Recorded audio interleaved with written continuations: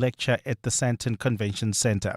The Nelson Mandela Foundation has confirmed that it's the Christian Friends of Israeli Communities and Christians of Israel USA that wanted Albanese served for alleged defamation.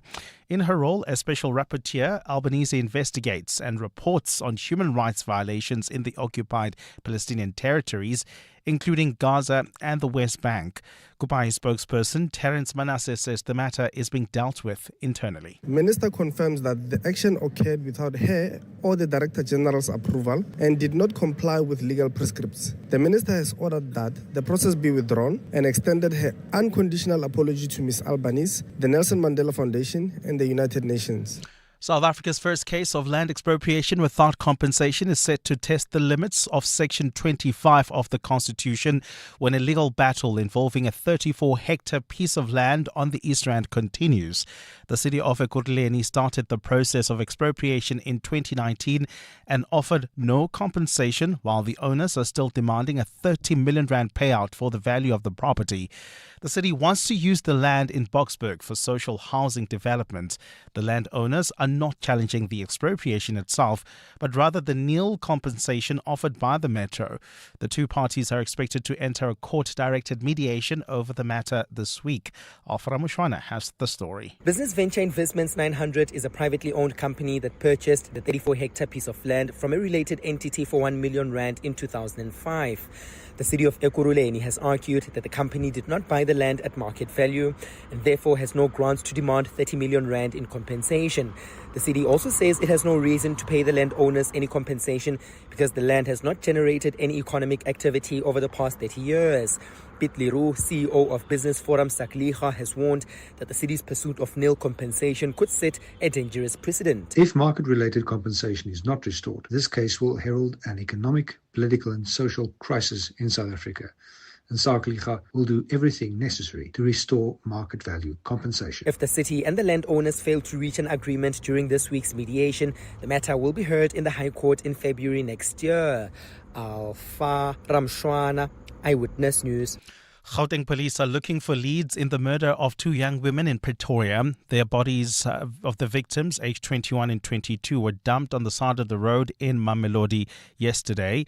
Police spokesperson Dinswalo Sibego says community members discovered the bodies. The motive for the incident is currently unknown. No arrests have been made yet, and the investigation is ongoing. Anyone with information that may assist with the investigation may contact Crime Stop Line.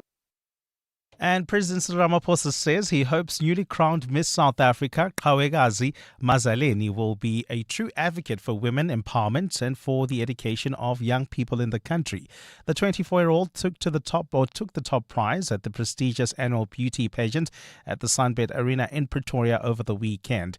Currently pursuing a master's degree in speech-language pathology at the University of Pretoria, Mazaleni says she's passionate about promoting literacy. The skill I would empower our youth with is being able to start with what you have.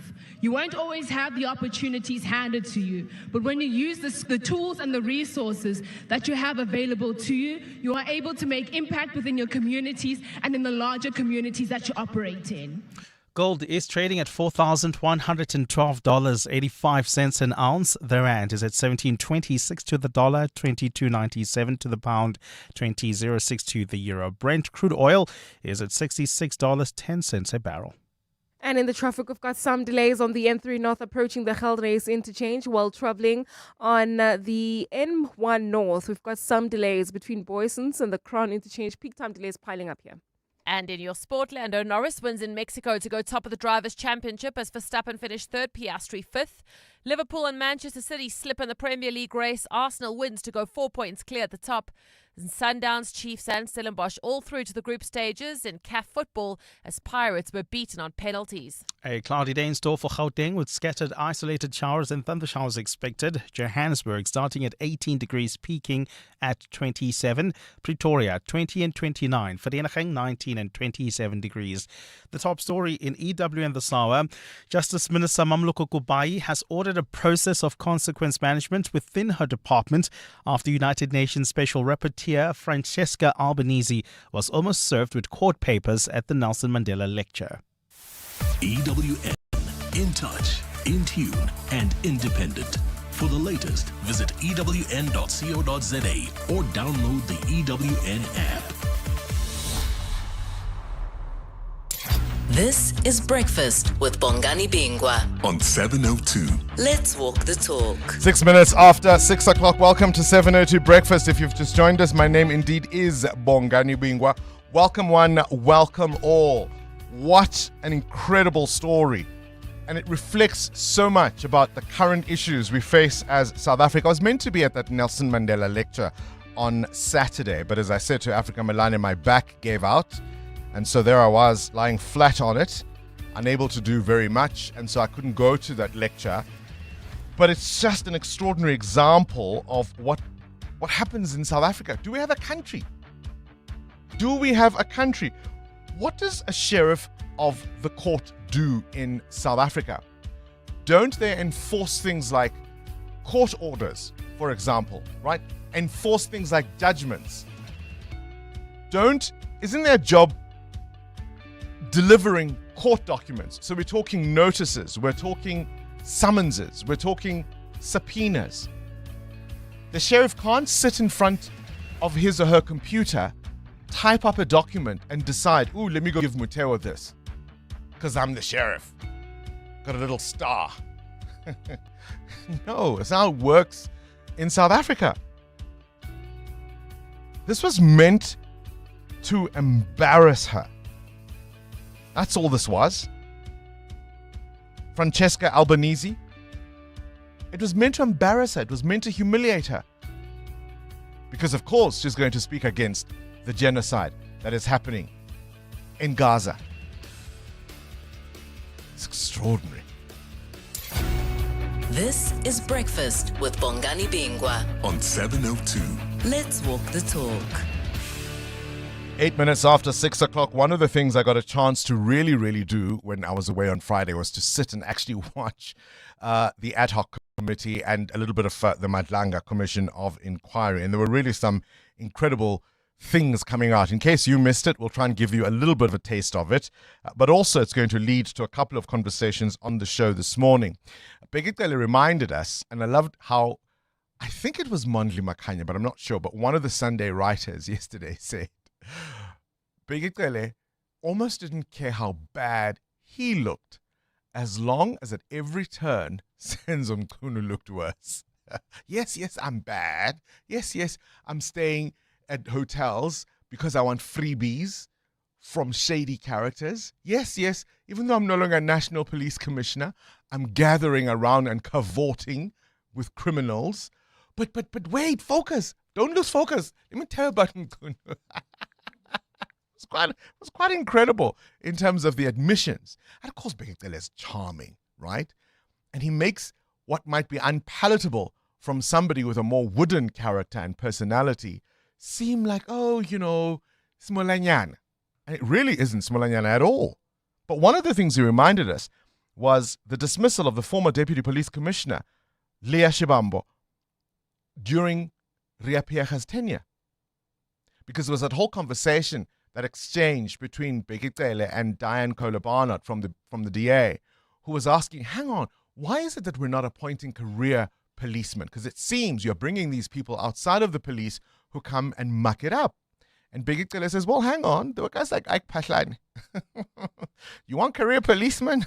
I can tell you some career policemen who really mucked this thing up. It's not about that. It's about whether you've really got the interests of the country at heart or not. But this woman was dismissed, and she was said to be one of the most qualified people who would have been in line to be National Police Commissioner. She was summarily dismissed. She's going to join us to tell us her story. Begitele reminded us of that. And then here's the question. Normally we have a shout out, and it's usually lighthearted because it's meant to illustrate something that's serious in the news. And I'm afraid where we are as a country at this juncture cannot be taken lightly. I want to know from you, what do you think right now is the most pressing problem, the clearest danger South Africa faces at the moment? I want your calls on this on 011 883 0702. You can give us a WhatsApp voice note on 072 702 1702. There's a whole laundry list. We've invited the political analyst Prince Mashele, and he's one of those with a longer memory than most and is usually able to say, hang on, this thing, the nascence of this thing was there. The genesis of this thing was this period. And it's come along and hopped along, and here we are now. What do you think is the clearest danger South Africa faces right now? I want your voice notes on 072-702-1702. And then, after 8, we'll give you a chance to win a car. You're with Bongani Bingwa. 702 weekday mornings, 6 to 9 a.m. Muteo Kharipe, my colleague, my esteemed colleague, is with me here in studio at the moment. By the way, we are live streaming on YouTube, so you can check us out there. Muteo, the clearest and most present danger South Africa faces in your mind today would be?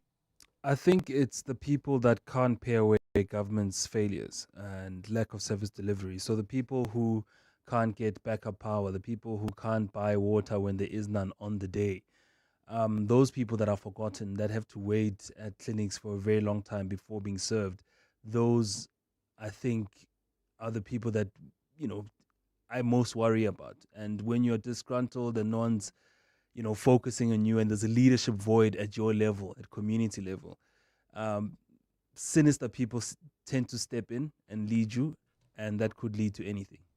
Two things. I'm going to play devil's advocate. One, is there no argument to be made, but those are the same people who vote for the people who leave them in that position time and time and time again. But also, we've now come to the point in our culture where, let's get Muteo in. Muteo's our guy. He's one of us. And if he goes in there, he's going to do something for us. He's going to put us in there. Yeah, but look. And when you don't, we kill you. And we'll put Amo instead. When you vote as a community, you vote for change, right? Do we? You do. You want to see change, guys. Come on. You want to see things better. Yes, nobody Do goes you vote for change? to the polls and not expect change after they vote. I mean, that's why we always go. Otherwise, what are we saying? Don't go. And maybe we mean the same thing, but we're approaching it in different ways. I mean, I think you perhaps want change in the sense that things improve. Yeah, things start to work. But sometimes, what's the definition of madness? You do the same thing over and over and over again, hoping for change? Different result. Yeah. Amor Ramila, the clearest and most present danger facing South Africa right now? I think youth unemployment, Bongani, because then it's a ripple effect towards other things. It's the reason why people are just lingering on the streets without a purpose or nothing to do. It's the reason why our crime rate is so high. Basically idle minds. I wish there could be something that's Devil's been done workshop. for, the Devil's workshop. And we all talk about unemployment, but what are we doing, to make sure those young people are skilled? Mm-hmm. So it's not just that we don't have jobs to give them, they don't have skills to offer the market, and we didn't train them to have those skills. And everybody talks about grabbing a piece of the pie, sharing wealth, spreading wealth. I'm not hearing very many speaking about creating wealth. Let's walk the talk. 702. Let's get straight into it. 14 minutes after 6 o'clock. Let's go to one of the moments that I thought was worth reflecting on as far as where we find ourselves in the country. I want you to listen to the former police minister, Cele, testifying before the Parliamentary Ad Hoc Committee investigating corruption allegations in the criminal justice system. And Cele says, we are under siege. South Africa is under siege when it comes to these drugs. We have been found as a lucrative market and transit. Let me give you a little bit of a story.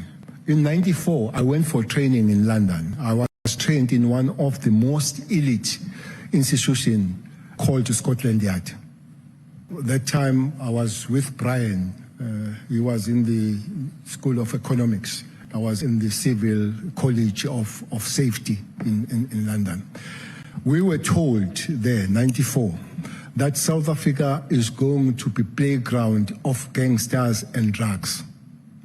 They said there were 3 reasons for that. One is our aviation system that will expand to the whole world. Secondly is the strength of our currents. And thirdly is a banking system that it was easy to move the money and all that.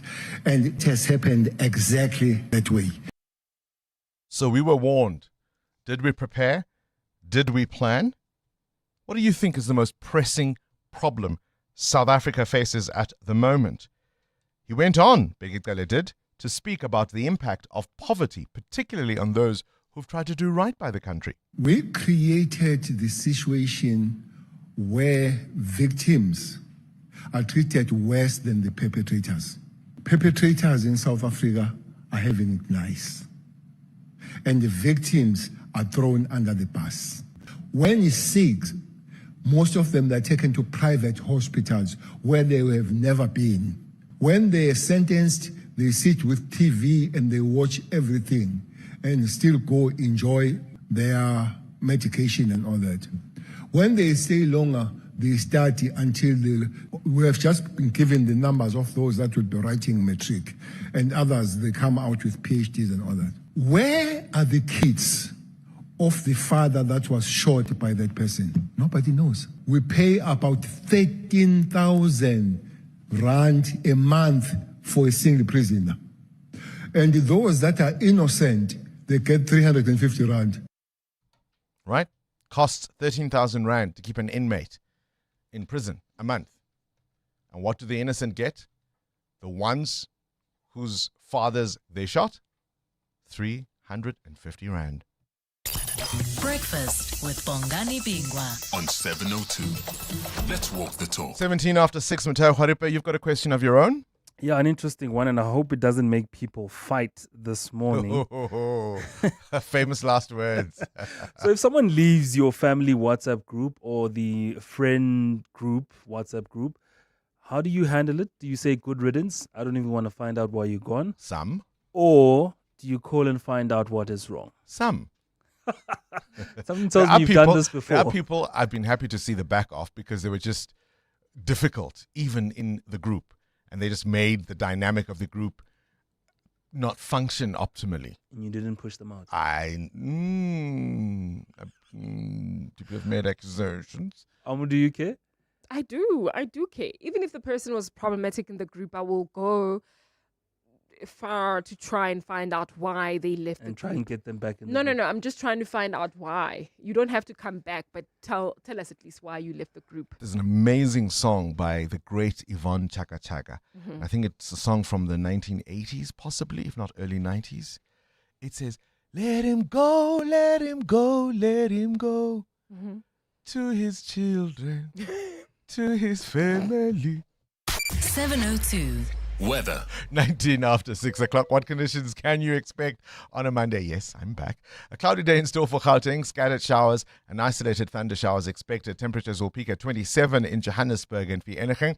29 is your high in Pretoria. 20 in Cape Town. 26 for Bloemfontein, Durban. Scattered showers and thunder showers maxing at 22 degrees. That's the same high for East London. EWN Traffic. Amoramila, let's have a first look at those roads. What are you seeing? Well, Bongani, let's start off in Midrand. An accident reported on the N1 South before the Olifantsfontein Road turnoff. It's already causing delays coming out of Cameroon Avenue, and also do expect peak time pressure to pile up just as you come out of the Brakfontein interchange. So please be on the lookout there and do slow down approaching Olifantsfontein Road. While traveling on the N3 North, those roadworks are back up again right near the Baku turnoff. Delays already from Marlborough Drive, and there's peak time delays on the Mike 1 North between Boyson's Road and Car Street. More updates coming up. Stay tuned. There's more EWN on air, online, and on the EWN app. Let's count backward. 5. Insurance. 4. Pineapple. 3. Insurance. 2. Pineapple. 1. You're under. Pineapple FSP 48650 is underwritten by Omart Insure Limited, a licensed non-life insurer and authorized FSP. Calling all golf pros. Hollywood Bets invites you to step onto the green. Tee up, take a swing and enjoy glorious golf action from electrifying competitions and thrilling live tournaments. Get ready to conquer the fairway and chase epic fortunes. Ready to master the odds and experience your crowning moment? Bet now on all the excitement and prepare to make your hole-in-one shot to sensational success. T's and C's apply. Hollywood Sportsbook is a licensed betting operator. No persons under the age of 18 years are permitted to gamble. Winners know when to stop. South African Responsible Gambling Foundation toll-free counseling line 0800 006 008. Zinzi, the Gen Z. Word on the street is you sold your car. Yes, and you know I needed a glow up. Hashtag no hustle, no hassle. So wait. The influencer got influenced by We Buy Cars. Oh yeah, no, absolutely. And they came to me. They checked the car, they gave me an offer. Oh, and they paid me immediately. Easier than an Insta Live, without the weird DMs at 2 a.m. I didn't understand half of the things you just said, but hey, We Buy Cars. Geared for the glow up, geared for you. It's happening right now. Swiper by Absa Rewards and 702 could make you win big. All you have to do is shout "swiped" and lock in up to 25,000 Rand cash. And if you're an active Absa Rewards member, you'll win a 5,000 Rand bonus and go into the draw for a brand new Jayco J5 Vortex plus 3 months of premium car insurance from Absa Insurance. Send hashtag Absa Swiper Rewards to 067 384 0022 and 702 Breakfast with Bongani Bingwa could call you next. Your story matters. Absa. Absa is an authorized FSP and a registered credit provider. T's and C's available at primemediaplus.com. 702. Add your voice. Have your say. Let's walk the talk. Morning, Bongles. I think it's absolutely deplorable that they tried to serve Francesca Albanese at the Nelson Mandela lecture. As a Jew myself, I think it's disgusting. There was no need for this. It was clearly meant for embarrassment. So whoever brought that application, which is not warranted because the issues she discusses is real and we need to deal with them. They should be named and shamed and embarrassed. It's an extraordinary story, is it not? The Justice Minister has apologized. We know, of course, that the UN Special Rapporteur on the occupied territories of Palestine, Francesca Albanese, was at least an attempt to serve her with court papers as she was to deliver that Nelson Mandela lecture on Saturday. A sheriff is believed to have approached her over the weekend, in fact, after the address at the Sandton Convention Centre in Johannesburg. And the Nelson Mandela Foundation has confirmed that it's a group called the Christian Friends of Israeli Communities and Christians for Israel USA that wanted her to be served for what is now alleged to be defamation. And I'm just curious about how all of this unfolded and what the application was and whether or not this was a court-sanctioned process. Because as far as I know, Sheriff only delivers formal legal documents. As I said, summonses, subpoenas, notices, applications, but those have to be from a court. So lots to still be uncovered about that, but that was absolutely the intention. And my goodness, how low will they stoop, right? Start your day with Bongani Bingwa on 702.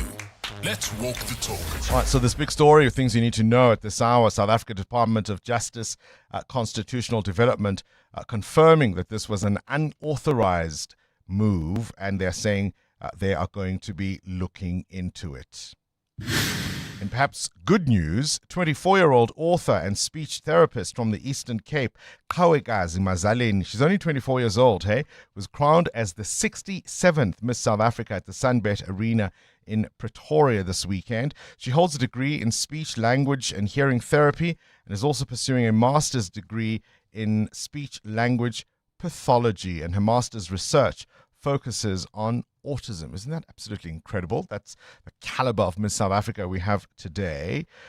She wants to focus on education and inclusivity. I wonder if there is something to be said about somebody or anybody who's in the public spotlight using that platform to highlight worthy causes.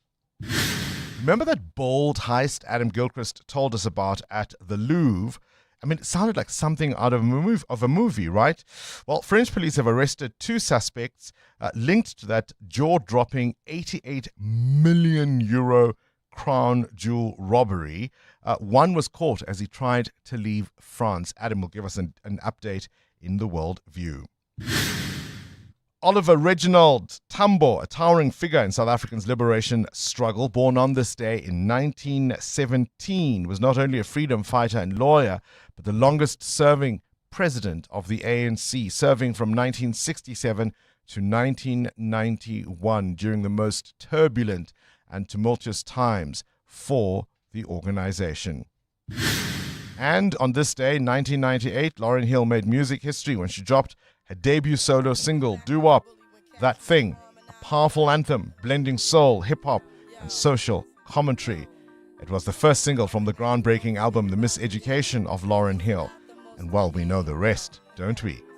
Feel real good, wave your hands in the air and lick 2 shots in the atmosphere.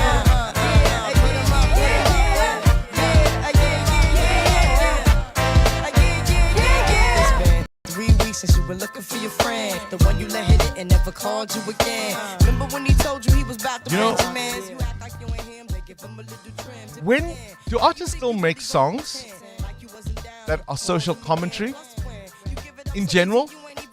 I know there are genres that are better suited to it, right?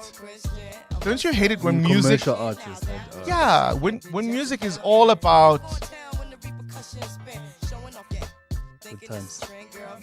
Not even just good times, when music's about beefing, right?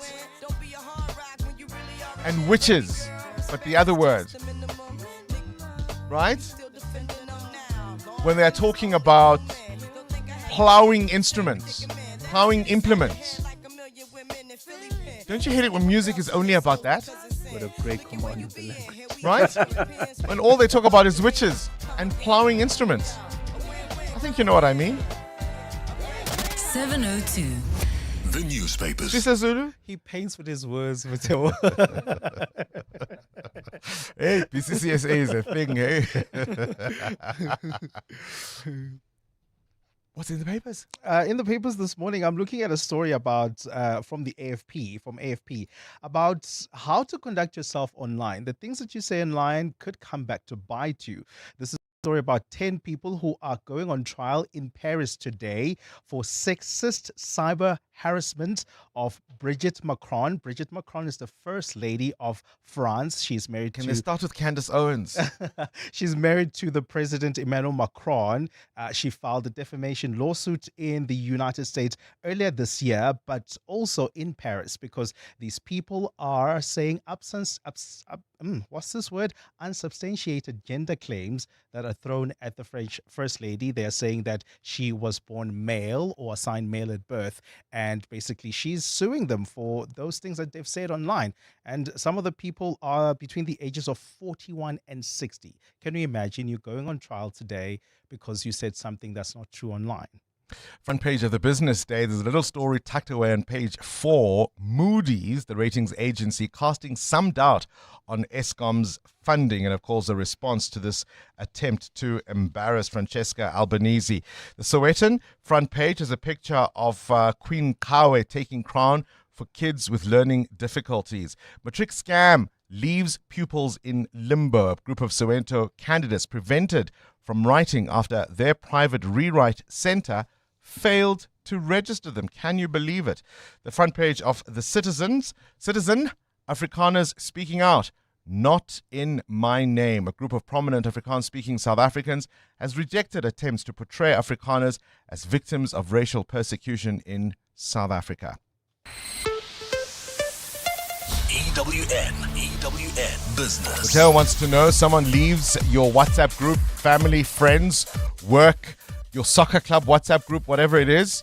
What do? Do you care? Do you pick up the phone, or do you say, "Run, Simba, run, and never return"? What prompts the question? The Johannesburg Stock Exchange is struggling to stem the flow of company delistings as various firms unbundle and go private. Now, companies unbundle for very different reasons. Some split into smaller, more focused companies to unlock the value that the JSE is not giving them. So they believe maybe their share is not trading at the optimum, while others go private to escape the pressures of public markets. So with public markets, you have to report everything you do, every decision you make, and some companies would like to make decisions without that scrutiny. Is the prestige of being listed on the JSE not quite as shiny as it once was? Yeah, it's that, but also companies are dealing with different things like not making enough money, so they unbundle and try and find to operate as a smaller company. Takes away the pressure of having that much capital. Showmax and DSTV owner MultiChoice and large pharmaceutical Adcock Ingram are the latest big firms to walk away from the local boss. Adcock Ingram says it will delist from the JSE on the 11th of November after India's Netco Pharma bought a major stake into the firm. MultiChoice will move away from the local market after the French media company Canal Plus bought into the firm. Their delisting will be on the 10th of December. Now, it's been a hard toil for the JSE to attract company listings, with many firms choosing to unbundle and go smaller and private just to survive. Now, according to research by Denker Capital, 30 years ago, at the dawn of democracy, the JSE was made up of just over 300 companies. South Africa had a young democracy filled with optimism and growth. This number grew significantly in the boom years and peaked at around 600 listed companies in 2001. Since that peak, the number of companies listed on the JSE has now dropped below the 300 mark. In 2023 alone, the JSE had 12 delistings to add to the 13 delistings we saw in 2022. Meanwhile, new listings have been few and far between, with Boxer and We Buy Cars listing last year. Now, the task to attract more capital will now go to the new CEO, Valdine Reddy, who will be taking over the JSE from Leila Fourie next year. Where's the rand? 17 Rand 21 against the US dollar, in a far better position after South Africa was scratched off that grey list on Friday. 20 Rand 1 cent against the euro and a 22 Rand 92 cents against the British pound. The price of gold at $4,057 an ounce, while platinum is at $1,606. Brent crude at $65.19 a barrel. More business after 7. Let's go straight to the news desk. Swiss Zulu, let's talk transport.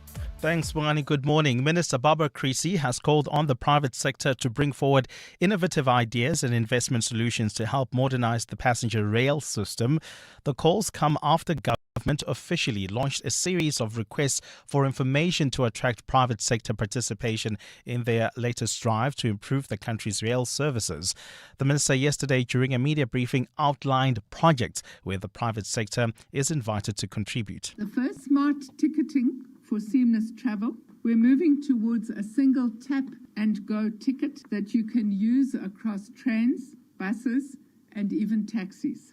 No more queues or paper tickets. The third area is to turn Prowse's fibre optic network into an asset. She says the department plans on introducing regional rapid trains to help shorten travel times and reduce travel costs as well. We are planning a new generation of regional trains, faster, safer, and more frequent, connecting cities like Tshwane, Johannesburg, Polokwane, Musina, Mbombela, and eThekwini, using our existing network of up to 120 kilometers per hour. Meanwhile, on air transport, the Air Traffic and Navigation Services has announced significant progress in restoring and validating instrument flight procedures across the country's airport network. The state entity says this is as a result of enhanced coordination with the South African Civil Aviation Authority.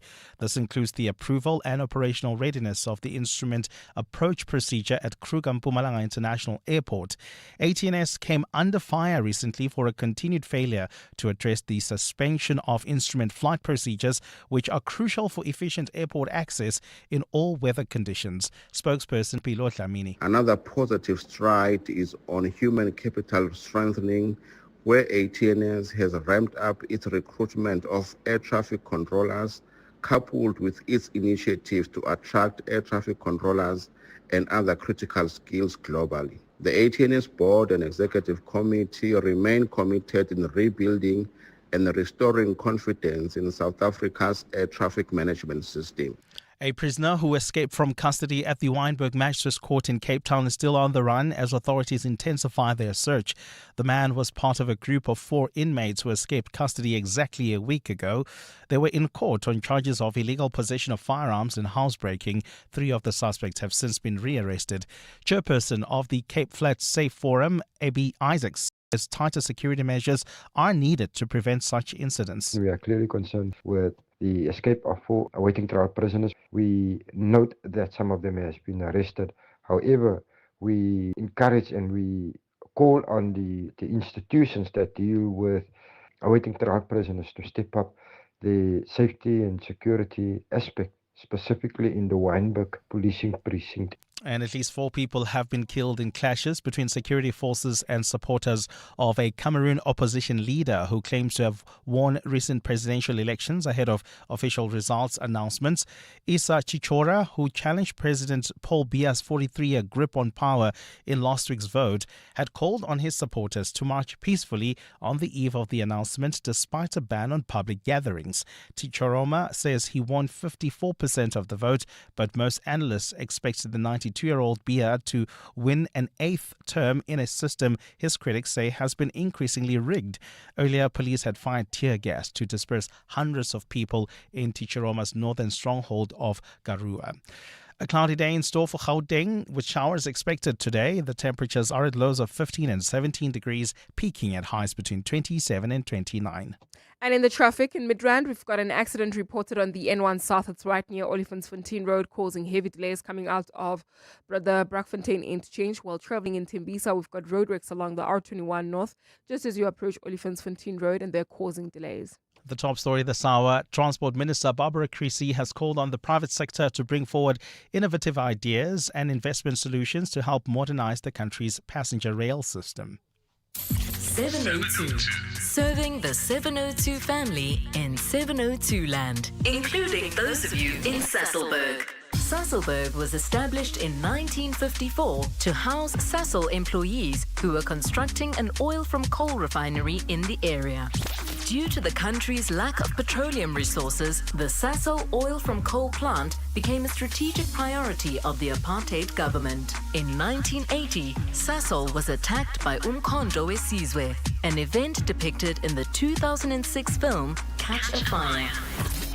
702. Let's walk the talk across 702 land, including Sasolburg.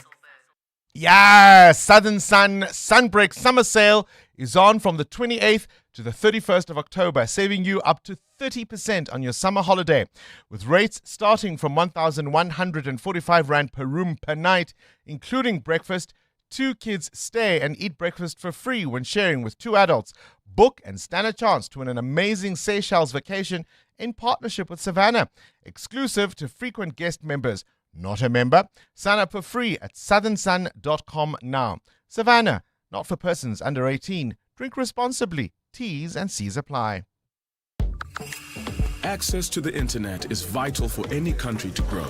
That's why the recent 6.75 billion rand digital infrastructure deal that Standard Bank Corporate and Investment Banking facilitated between Telkom and an Actis-led consortium is so transformational for South Africa. It unlocks growth and provides internet access to underserved communities who will now have access to the internet for the very first time. Search CIB Stories of Impact to watch the full story. Standard Bank is an authorized FSP and registered credit provider. T's and C's apply. Hi. I need balloons. Sure. Now, my dog barked. Pretty sure he said potty. Okay. He was like... At the Crazy Store, you'll find every excuse to celebrate. Hi, me again. My houseplant survived another week. Where's your confetti? And everything you need. Helium, gift wrap, dress up. And more. The Crazy Store. Hey, you never know what you might find. To have a good party. 702. WhatsApp Bongani on 072 702 1702. Bongani Bingwa, the biggest problem this country is facing is crime and illegal migration. Those 2 things are going to kill this country unless something is done urgently, because the success of this country depends on those two things. You can't fix a country when crime is rampant and illegal immigrants make the country lawless. Thank you. Good morning, Bongos. Hey, Bongani. I think one of the most dangerous situation to facing now is, I think this is porous borders. Porous borders, Bongani. Illegal immigrants in South Africa. I've been to some of these illegal these places where these people stay. They've got their own locations now. We've got a problem. No one is watching. Why you? Biggest issue we have in our country now is our leadership.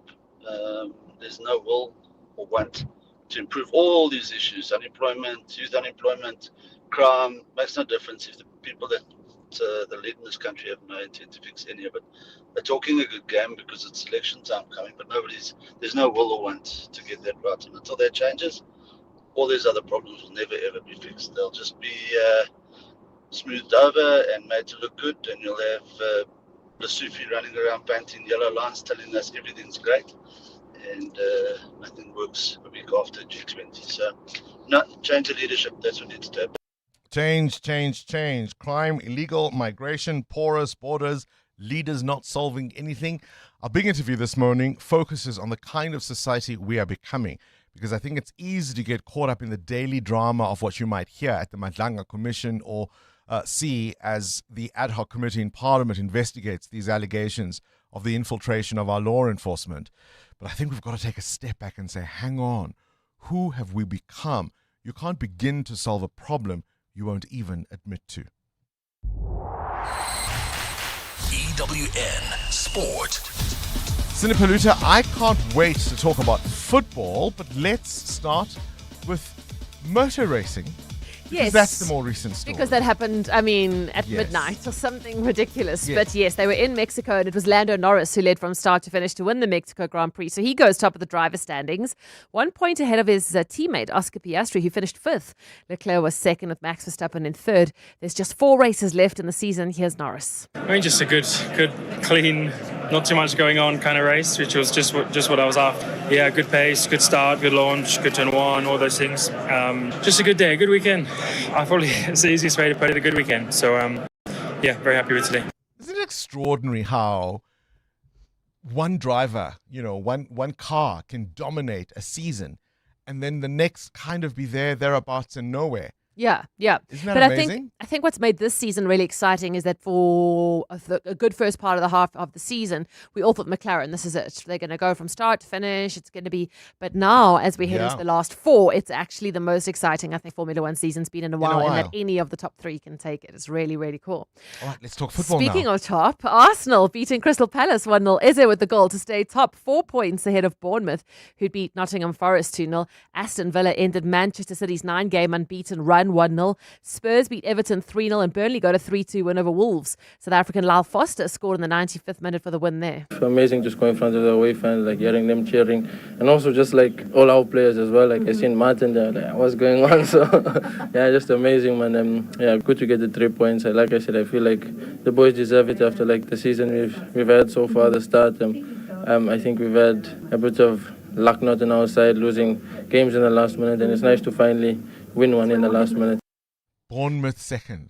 It's just like in Spurs third. And then you just see Liverpool's down to 7th. You're like, what is going on in the world? In La Liga, El Clasico ended with the table toppers Real Madrid beating second on the table Barcelona 2-1. Mbappe and Bellingham with the goals there. Local action, the Carling Knockout Cup Golden Arrows knocked out TS Galaxy 2-1. While on Saturday, Richards Bay beat Durban City 3-1. Sundowns are through to the CAF Champions League group stage. They beat Remo Stars in aggregate 7-1, while Orlando Pirates failed to advance. In the Confed Cup, both Kaizer Chiefs and Stellenbosch made it to the group stages. At the Women's Cricket World Cup, South Africa plays England in the first semi-final. That'll be on Wednesday.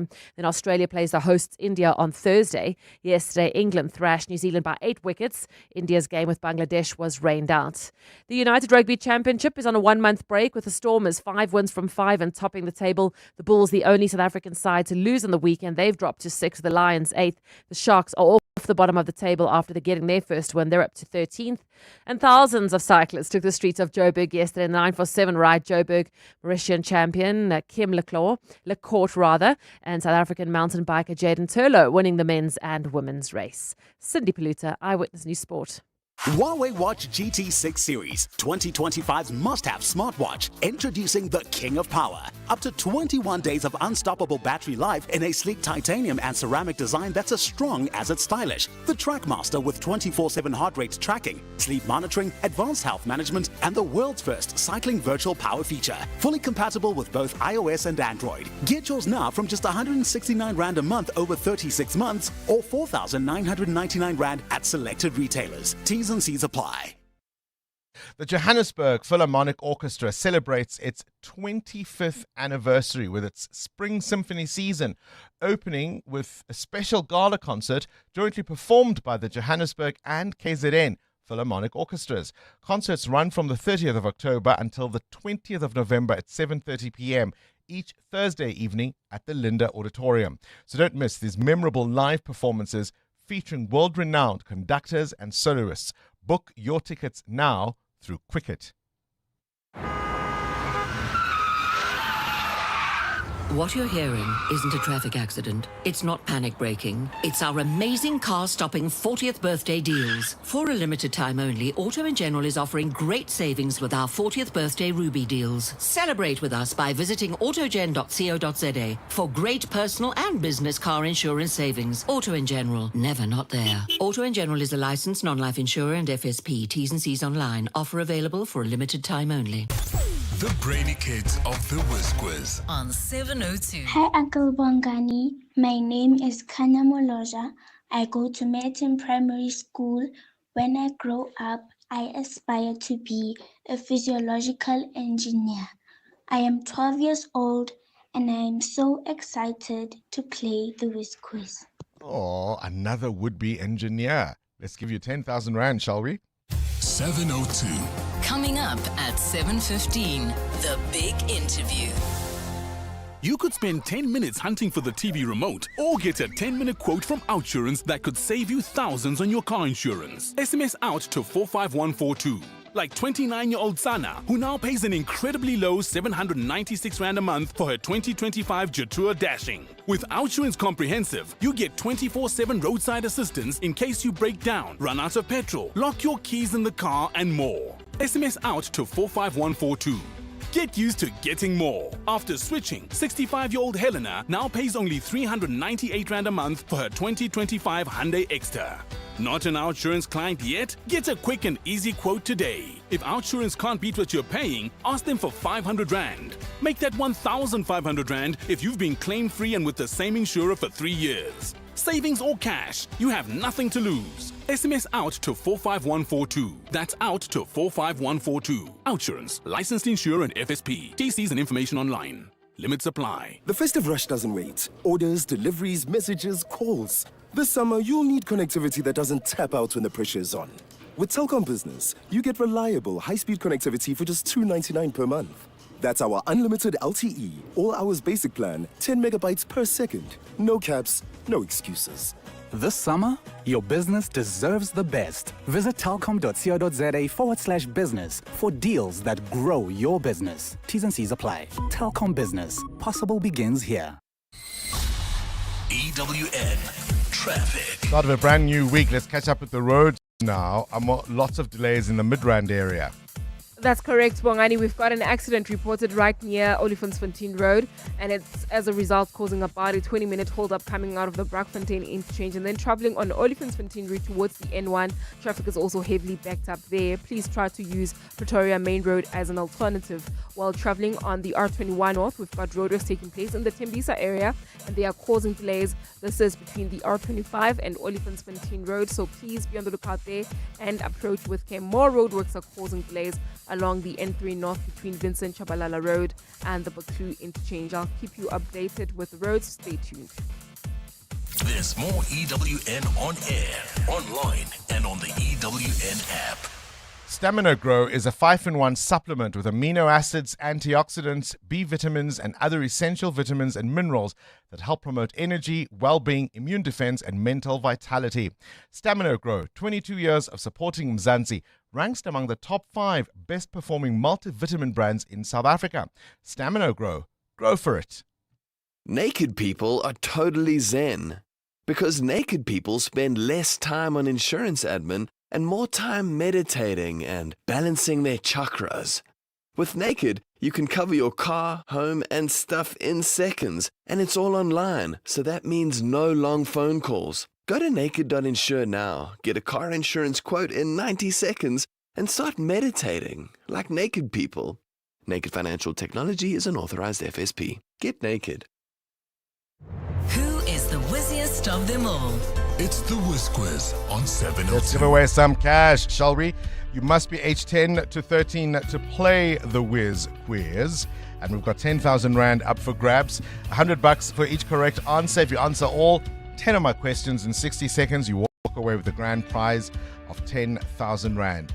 And of course, after that, we speak to the former Deputy Police Commissioner, fired summarily under Ria Pecha. That's to come. In the meantime, let's meet Kanya, our 12-year-old contestant today. Goes to Meriton Primary. Kanya, you ready to play? Of course. Of course. I love the confidence. KG, start the clock. Of course. Spell the word display. DISPLAY. Correct. What is 8 times 8? 64. Correct. In which hemisphere is the Sahara Desert? Is it in the northern hemisphere or is it in the southern hemisphere? Northern hemisphere. Correct. And if we're looking for superlatives, it's good, better, and? Best. Correct. What traffic sign is the shape of an octagon? Is it a stop sign or is it a robot? Stop sign. Correct. True or false? The Amazon is the world's largest rainforest. False. It's true. With which country do you associate the bagpipe? Scotland or Eswatini? Scotland. Correct. What color is mixed with red to create purple? Blue. Correct. True or false? Mbombela is one of South Africa's provincial capitals. It is true. It is true. The answer there was true. It is the capital of Mpumalanga. And that gives you a very, very well-deserved 800 Rand. Kanya, 8 correct answers. The Brainy Kids of the Whiz Quiz on 702. Coming up in the next hour, what's the question? And it's brought to you by Outsurance. Up to 3,000 Rand in cash is up for grabs. You send us an answer based on something you heard on the show. That gives you 1,000 Rand. WhatsApp us your name and that answer to 072 702 1702. Later, someone will ask a question to get your answer to win 2,000 Rand. SMS out to 45142 now, and you could save on your car insurance. Current events, developing stories, Tough questions. your voice making a difference. This is Breakfast with Bongani Bingwa. 7 minutes to 7. Not all of us as South Africans have long memories, but as more information comes to light about alleged infiltration of our law enforcement, perhaps it's time to remember something that happened more than a decade ago when the then Police Commissioner Ria Pecha reshuffled South Africa's top ranks in terms of our police. And one of the people who fell foul of that reshuffle was a number of senior officers who were fired, essentially, without, they say, consultation or reason, including the former Deputy Police Commissioner, Leah Shibambo, who has broken her silence years after being fired without warning. And I thought perhaps her story might just indicate where we not only are, but where we come from. She joins us now on the line, Dr. Leah Shibambo, the former Deputy Police Commissioner. Very good morning to you, and thank you for your time on 702 Breakfast. Good morning, Bongani. And you know, as you say, it's been more than 10 years. I realize time flies, eh? Does it not? and in a sense, part of why we are talking is because people tend to generally move on, right? And if something happened 10 years ago, they forget. national commissioners have come and gone, deputy national commissioners have come and gone. Have you felt forgotten this whole time? The most difficult part of it is that people that I used to work with, people who, some of whom I was responsible for promoting their career in the police, had stopped talking to me, had started treating me like I'm some person with leprosy or a contagious disease. So those things have been very, very painful. As far as have I been forgotten, I can say that after things have moved on, like the current national commissioner has, when they are looking for retired deputy national commissioners, I'm currently on the SAPS Education Trust.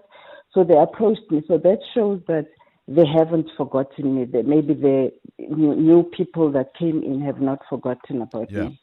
What did you think when you heard the former minister, Bheki Cele, mention your name as he was, of course, giving evidence to the parliamentary committee? Yeah, that was very humbling, Bongani. I wasn't expecting that. Obviously, as you say, things have gone along and so on. But it also says to me that apart from the fact that in terms of the law, it is clear that Mrs. Pierre fired me unlawfully and unfairly, but it says to me that there are people out there like General Cele that still realize, or maybe they even have pity for me, and they will still remember me. I mean, in times like this, one would have thought that he would concentrate on what is happening now and what is being questioned now. But clearly, but that was very, very humbling. It brought back, some painful memories as well. Talk to me. Take me through the moment of your firing. It was 2014 when you were dismissed. Did you get an explanation? How did you even find out? So how I found out was in 2013. In August 2013, I received an SMS from the PA of Mrs. Pierre, and then she said, I'm invited to the National Commissioner's year in office press conference, at the GCIS. So as a disciplined officer, I put on my uniform. I think it was on a Sunday.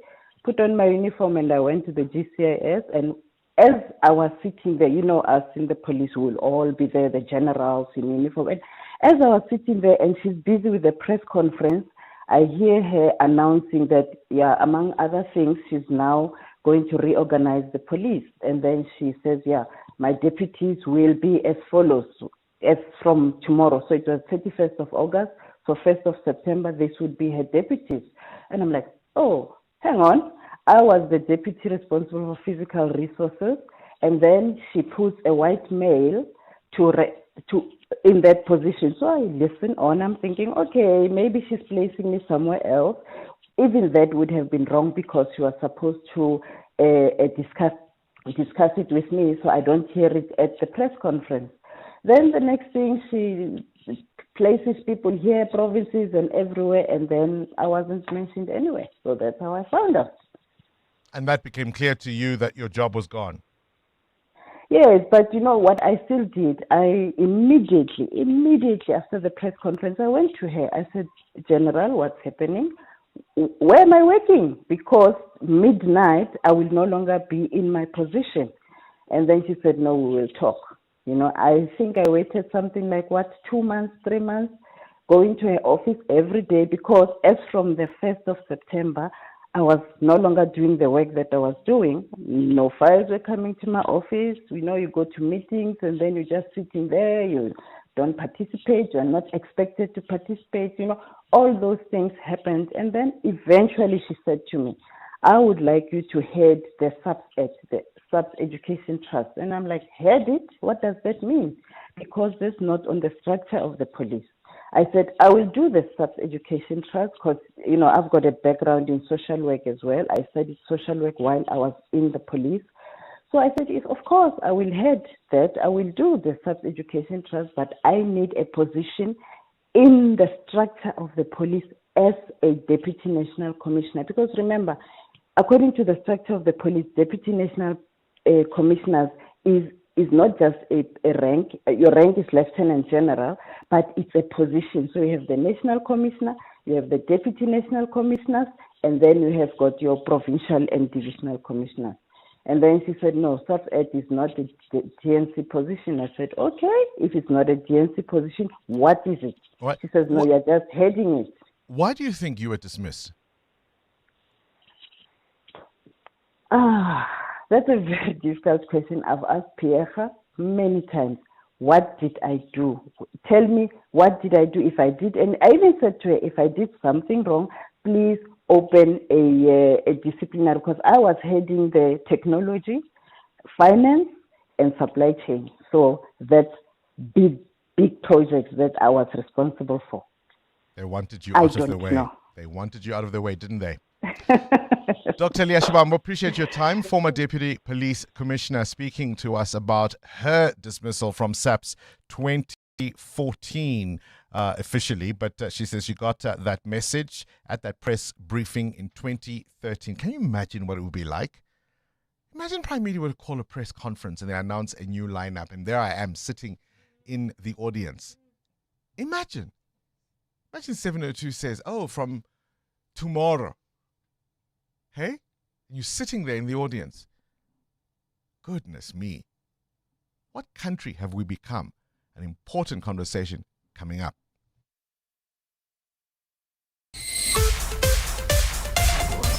This is EWN. The Justice Minister promises action will be taken over court papers almost slapped to a UN human rights special expert. And South Africa's first case of land expropriation without compensation hits up in court. Good morning, I'm Sfiso Zulu. Justice Minister Mamloko Kubayi has ordered a process of consequence management in her department after United Nations Special Rapporteur Francesca Albanese was almost served with court papers at the Nelson Mandela lecture. A sheriff is believed to have approached Albanese over the weekend after her address at the annual lecture at Sandton Convention Centre. The Nelson Mandela Foundation has confirmed that it's the Christian Friends of Israeli Communities and Christians for Israel USA that wanted Albanese served for alleged defamation. In her role as special rapporteur, Albanese investigates and reports on human rights violations in the occupied Palestinian territories, including Gaza and the West Bank. Kubai spokesperson Terence Manasseh says the matter is being dealt with internally. The Minister confirms that the action occurred without her or the Director General's approval and did not comply with legal prescripts. The Minister has ordered that the process be withdrawn and extended her unconditional apology to Ms. Albanese, the Nelson Mandela Foundation, and the United Nations. South Africa's first case of land expropriation without compensation is set to test the limits of Section 25 of the Constitution when a legal battle involving a 34-hectare piece of land on the East Rand continues. The city of Ekurhuleni started the process of expropriation in 2019 and offered no compensation while the owners are still demanding a 30 million rand payout for the value of the property. The city wants to use the land in Boksburg for social housing development. The landowners say they are not challenging the expropriation itself, but rather the nil compensation offered by the municipality. The two parties are expected to enter a court-directed mediation over the matter this week. Alfara Mushwana has the story. Business Venture Investments 900 is a privately owned company that purchased the 34-hectare piece of land from a related entity for 1 million rand in 2005. The city of Ekurhuleni has argued that the company did not buy the land at market value and therefore has no grounds to demand 30 million rand in compensation. The city also says it has no reason to pay the landowners any compensation because the land has not generated any economic activity over the past 30 years. Piet Leroux, CEO of Business Forum Sakliga, has warned that the city's pursuit of nil compensation could set a dangerous precedent. If market-related compensation is not restored, this case will herald an economic, political and social crisis in South Africa. And Sakliga will do everything necessary to restore market value compensation. If the city and the landowners fail to reach an agreement during this week's mediation, the matter will be heard in the High Court in February next year. Alpha Ramshwana, Eyewitness News. Residents in Mamelodi are calling for police visibility after 2 women were shot dead after community members discovered the bodies of the victims aged 21 and 22 yesterday with gunshot wounds on the side of the road. Videos of the crime scene have been circulated on social media, sparking public outrage over increased crime in the country. Jabuli Lembata reports. Civic movement Soil of Africa says it wants to see the arrest of the perpetrators within 7 days. The group has called on community members with any knowledge of the attack to help police with information to help speed up the arrest of the suspects. The group says gender-based violence is a growing epidemic in South Africa, adding it cannot continue to go unchecked. The motive of the gruesome killing is still unknown. Jabuli Limbata, Eyewitness News. And in Nyathelo, the South African Institute for Advancement says the country's delisting from the notorious grey list is expected to renew investor confidence and directly translate into a more favourable funding environment for the non-profit sector. South Africa exited the list of jurisdictions under increased monitoring on Friday after more than 2 years of intense scrutiny by the Financial Action Task Force. The Global Financial Crime Watchdog placed the country on the list for not complying with international standards around the prevention of money laundering and terrorist financing. Nokayam Dambo reports. Non-profit organisation Nyathelo says South Africa's swift and comprehensive action to address all of 22 identified deficiencies is a significant achievement and a positive vote of confidence in the integrity of the country's financial systems. The NPO says the significant milestone is particularly crucial for the sector, which relies heavily on trust, reputation and unfettered access to both local and international funding channels. South Africa's exit from the grey list is expected to reduce administrative costs and restore the sector's standing among international donors and financial partners. Nyathelo has called on the global community to re-engage with the country's non-profit sector, knowing that there are robust systems in place to promote transparency and accountability. Nogukhanya Mdambo, Eyewitness News. Gold is trading at $4,060.83 an ounce. The rand is at 17.22 to the dollar, 22.93 to the pound, 20.01 to the euro. Brent crude oil is at $66.03 a barrel. And in the traffic, we've got delays on the N1 South between the Brakfontein Interchange and Olifantsfontein Road. In fact, heavy traffic volumes within this area, Cameroon Road, heavily backed up towards the N1 as well as Olifantsfontein Road towards the N1 exit. That's due to that major accident scene. And in your sport, Arsenal 4 points top of the Premier League table ahead of Bournemouth and Spurs as City and Liverpool slip in the race. Lando Norris wins in Mexico to go 1 point clear of Piastri, who finished 5th. Verstappen was 3rd. And the Bucks could be without Damien Willemse for the end-of-year tour. A cloudy day in store for Gauteng with scattered isolated showers and thunder showers expected. Johannesburg starting at 18 degrees, peaking at 27. Pretoria 20 and 29. Vereeniging 19 and 27. The top story in EW and this hour. Justice Minister Mamluko Kubayi has ordered a process of consequence management in her department after UN Special Rapporteur Francesca Albanese was almost served with court papers at the Nelson Mandela lecture. EWN, in touch, in tune, and independent.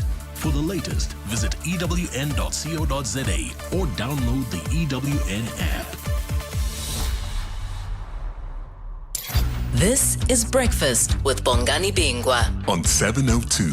Let's walk the talk. 8 minutes after 7 o'clock.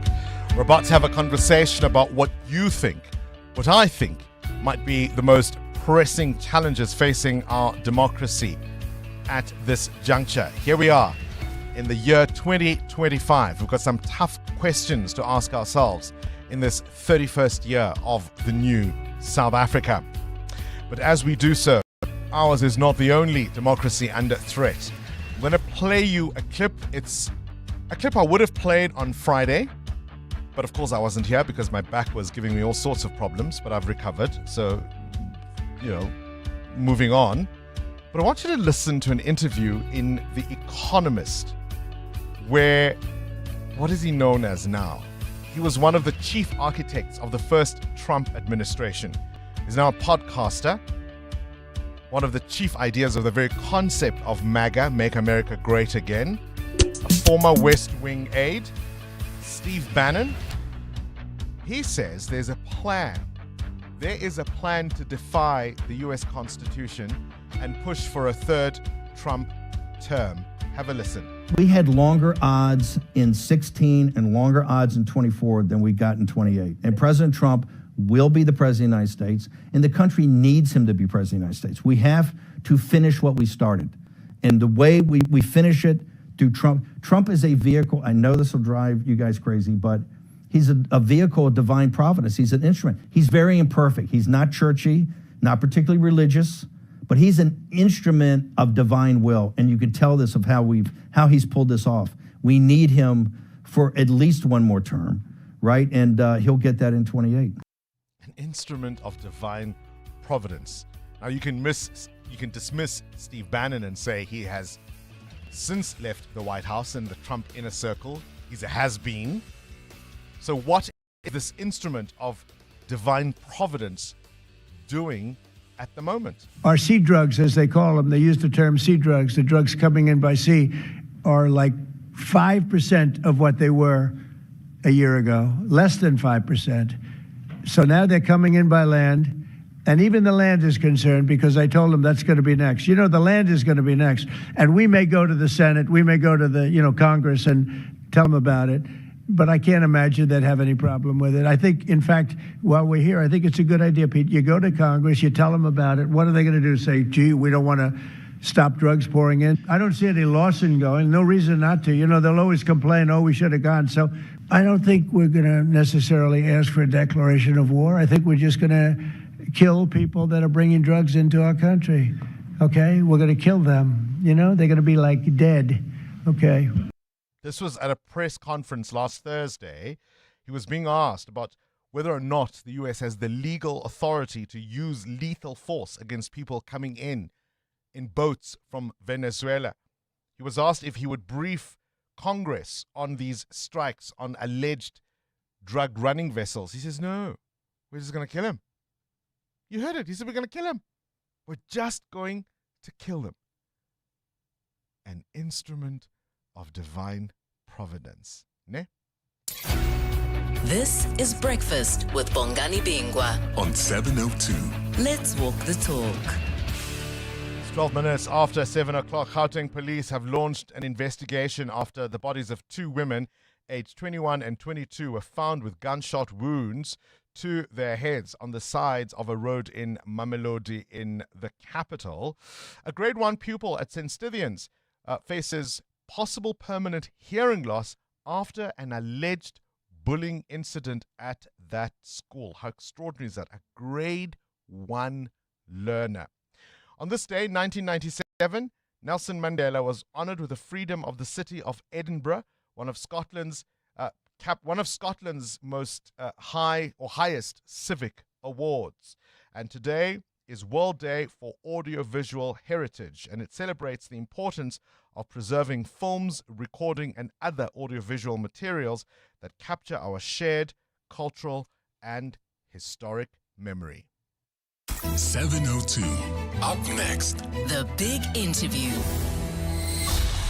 EWN. Traffic. 13 after 7. This Eyewitness News traffic brought to you by Outsurance. SMS out to 45142 now. And you could save on your car insurance. If you don't, ask them for 500 Rand. Amo? Well, Bongani, we've got roadworks taking place in Tembisa along the R21 North, right near the Olifantsfontein Road off-ramp, causing heavy traffic volumes coming out of the R25. There's also queuing traffic on the R21 South. So this is just as you approach Atlas Road in the Pomona area. Please be on the lookout there. While traveling in Benoni, an accident has been reported. It's right on Atlas Road before the N12 exit. It's causing heavy traffic volumes. As a result, traffic on the N12 West is also backed up just as you come out of Snake Road. I'll have more updates for you. Stay tuned. There's more EWN on air, online, and on the EWN app. Plate lever excuse number 86. I got stuck behind a learner driver for 20 minutes.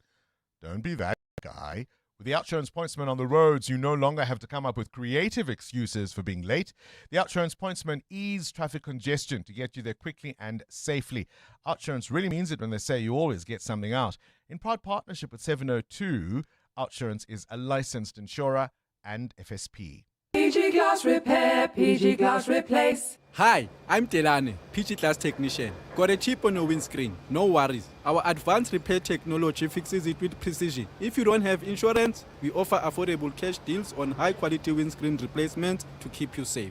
We can also help you claim from your insurance. Plus, you get a lifetime workmanship guarantee. As the natural choice to fix your glass problems, we're the best at what we do. For quality you can trust, call 0860 030303 today.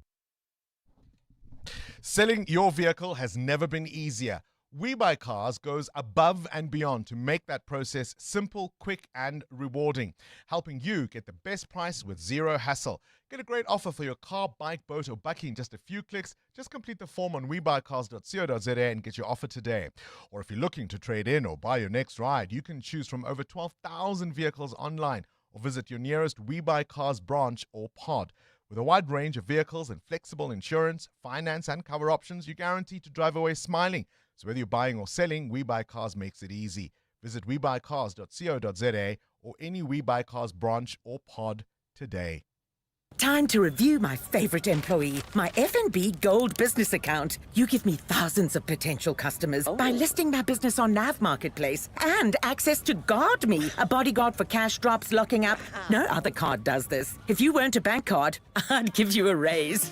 The FNB Gold business account. No other card works harder for your business because your safety is worth it. FNB, help changes everything. T's and C's apply. FNB, a division of First Rand Bank Limited, an authorized FSP and credit provider. 702. The Big Interview with Bongani Bingwa. 17 minutes after 7 o'clock. 16 minutes after 7 o'clock. I want to read a couple of things as a way of getting into our conversation this morning. Both of them from print journalists. The first is by Karen Doley, who writes, organized crime accused Vusumuzi Kat Matlala allegedly told former police minister Bheki Cele that he was approached to fund a project involving sideline police minister Senzo Mchunu, who hoped to be the ANC's president or deputy president. The figure who set up the Matlala Cele meeting was subsequently murdered. Just take that in, right? Tick. The former police minister and national top cop Bheki Cele has detailed how an alleged push for the ANC presidency is one of the many subplots making up South Africa's rapidly growing policing scandal. He's also confirmed that he twice stayed at Vusumuzi Kat Matlala's penthouse in Pretoria. And Cele says this man is no friend of his. And then I'm going to go to yet another piece. This one was written by Mondli Makhanya in the City Press on News 24. And he goes into some detail describing what we all saw at that ad hoc committee in Parliament as MPs investigate alleged infiltration of law enforcement. And he says, Cele said this, Cele said that, Cele says this. And I'm going to pick it up towards the end where Mondli Makhanya writes, by the time Cele was done, it was clear that Mchunu had been wrong on law, procedure, and common practice. Anyone listening to the man in the hat could not but help walk away asking what drove Mchunu to conduct himself in this way. But Cele failed to acquit himself of wrong. He admitted to knowingly cavorting with somebody who he discovered was part of an unsavory world, and that he'd accepted an expensive gift in the form of free luxury accommodation from this person. I can paint to any number of examples of politicians and people in positions of seniority in our politics, in our government, who have accepted similar largesse from questionable characters. The current ANC Secretary General is failing to explain why he received a sponsored trip by the cigarette mogul, Mazotti. What country have we become? Somebody who's been warning about all of this for many a year is my guest this morning, Prince Mashele, the author and analyst. As always, a pleasure to see you. Thanks, Bongani, for inviting me. I don't know what sins I've committed to deserve this. But we all love being right, but sometimes it's painful to be right. I hate it. I hate it because I have been trying to warn the country for many years. And in fact, when I started Back in 2009, around that period, I actually was treated like a pariah. I remember. Yeah, I was insulted. Even in my village in Bushbuck Ridge, by the way, people will go to my mother and say, has your son become mad? Please talk to your son. But everything that I warned the country about has come to pass. But let's just forget about me and focus on the country. This is where we are, Bongani. The biggest liability for South Africa today is the African National Congress, the ANC. I know people who scream and they want to jump out of their cars, but I'll tell you the truth. Over a period of time, there are two categories of human beings that have realized that the ANC is an instrument and a source of enrichment. Two categories. Category number one, incompetence. So if you are incompetent, you have no skill somewhere in a community, the quickest way to find a job in a municipality or in government, you join the African National Congress and you attend a few meetings with comrades and you get a job. So that's the first category. So that category is not as dangerous because they just want jobs.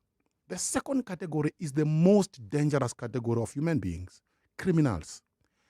Criminals have realized if you want to make big money in the state, you bribe an ANC politician and you will eventually take over the state and run it, and you will be the king of tenders.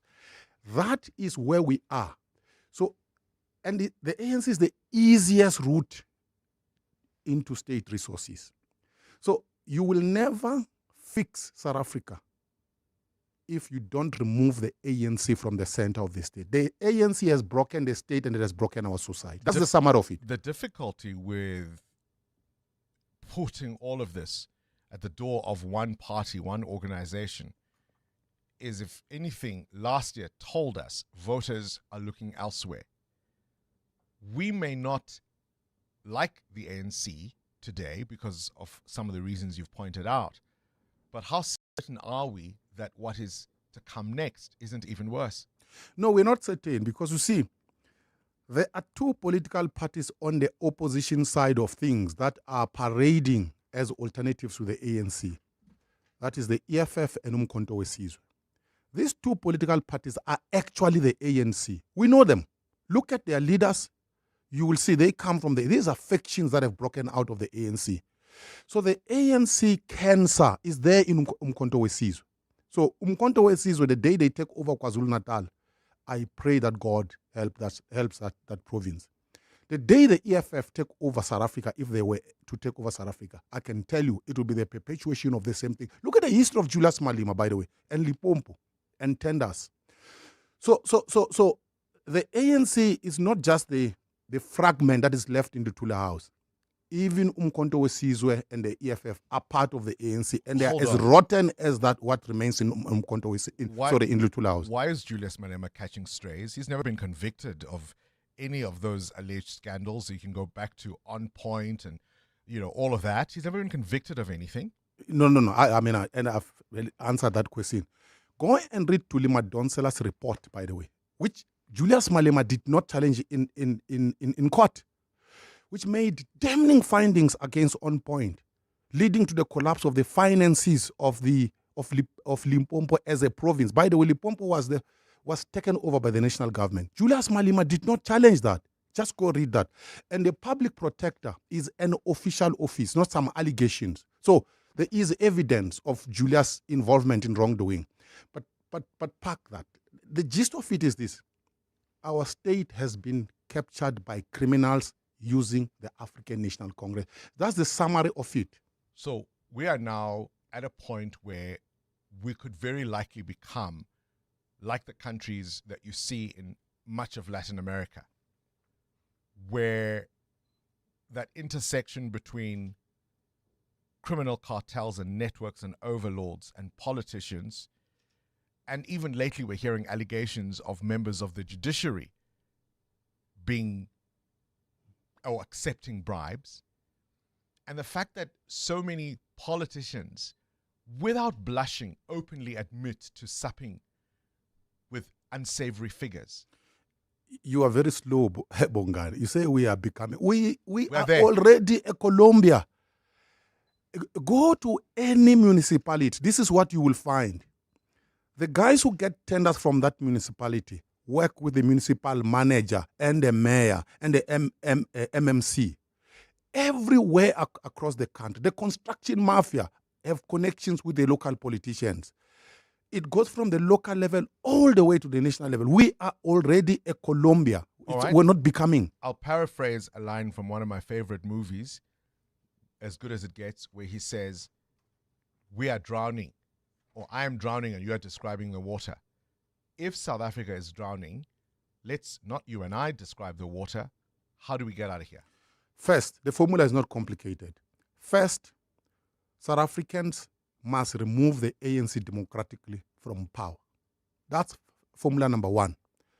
Number two, appoint a guy like Mchunu to be national commissioner, someone who has demonstrated that they are honest.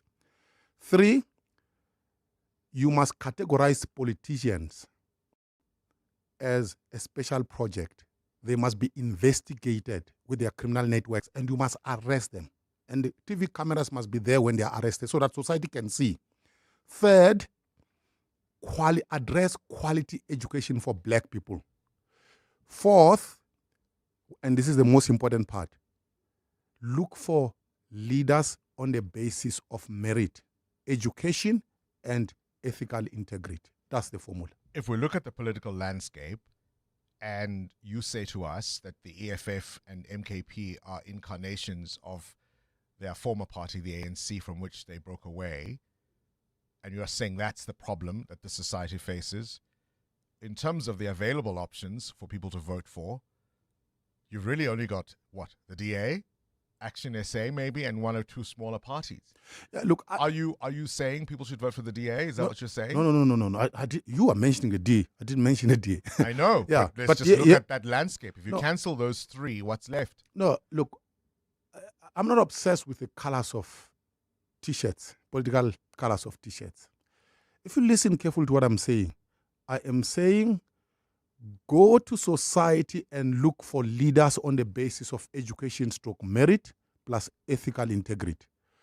That kind of character is not an exclusive preserve of the DA. That is a South African phenomenon.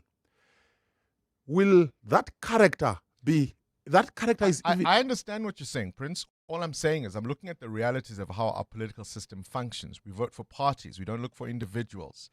And so if you take out these three, what it leaves you with, and I'm going to assume you don't mean the fringe parties on the right, what it leaves you with, as close to the center as possible, would be, what, Action SA, the DA, and a couple of other smaller parties. Let me be blunt about the DA, by the way.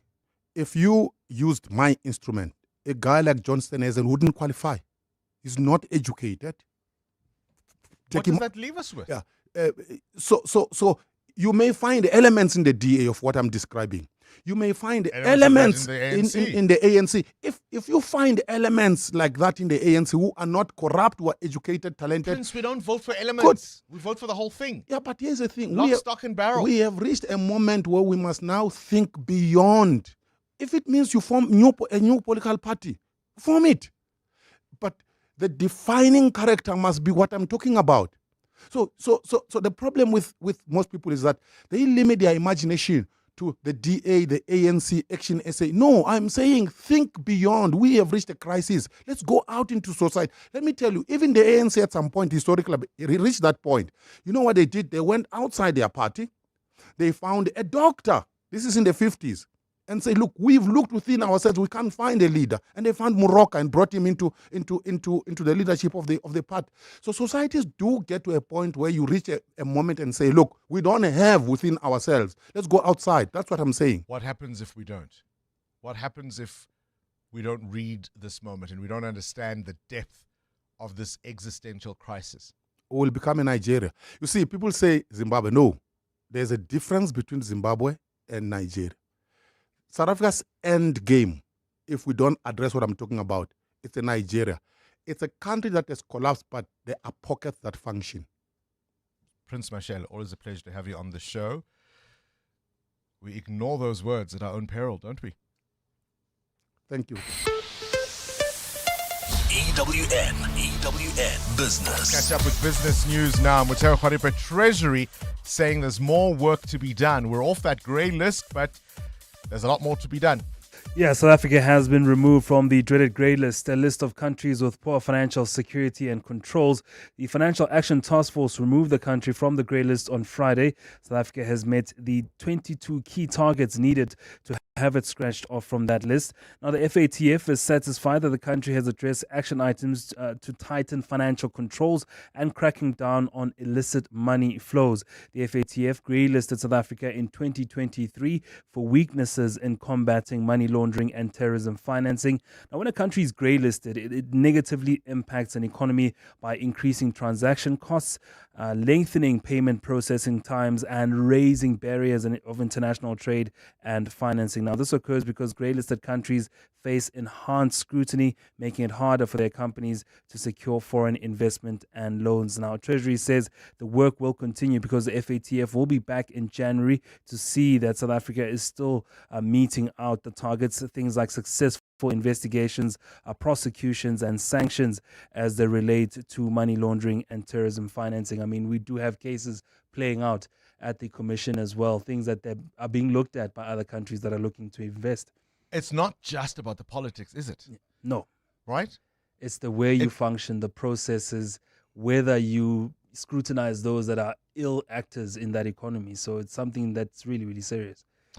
Where's the rand? Surprisingly doing well, hey? Yeah, and that's because we're off that grey list. On Friday, it started resurging against all three major currencies. Currently at 17 Rand 22 against the dollar. I was reading 17 Rand 40 last week, at 20 Rand 1 cent against the euro, and 22 Rand 92 cents against the British pound. The price of gold at $4,074 an ounce, while platinum is at $1,607. Brent crude at $65.36 a barrel. More business after 8. Straight to the news desk we go. Sfiso Zulu. Before we get to you, let's remind everyone this Eyewitness News is brought to you by Outsurance. SMS out to 45142 now. You could save on your car insurance. If you don't, ask them for 500 Rand. Sfiso, let's start with Umshalozi.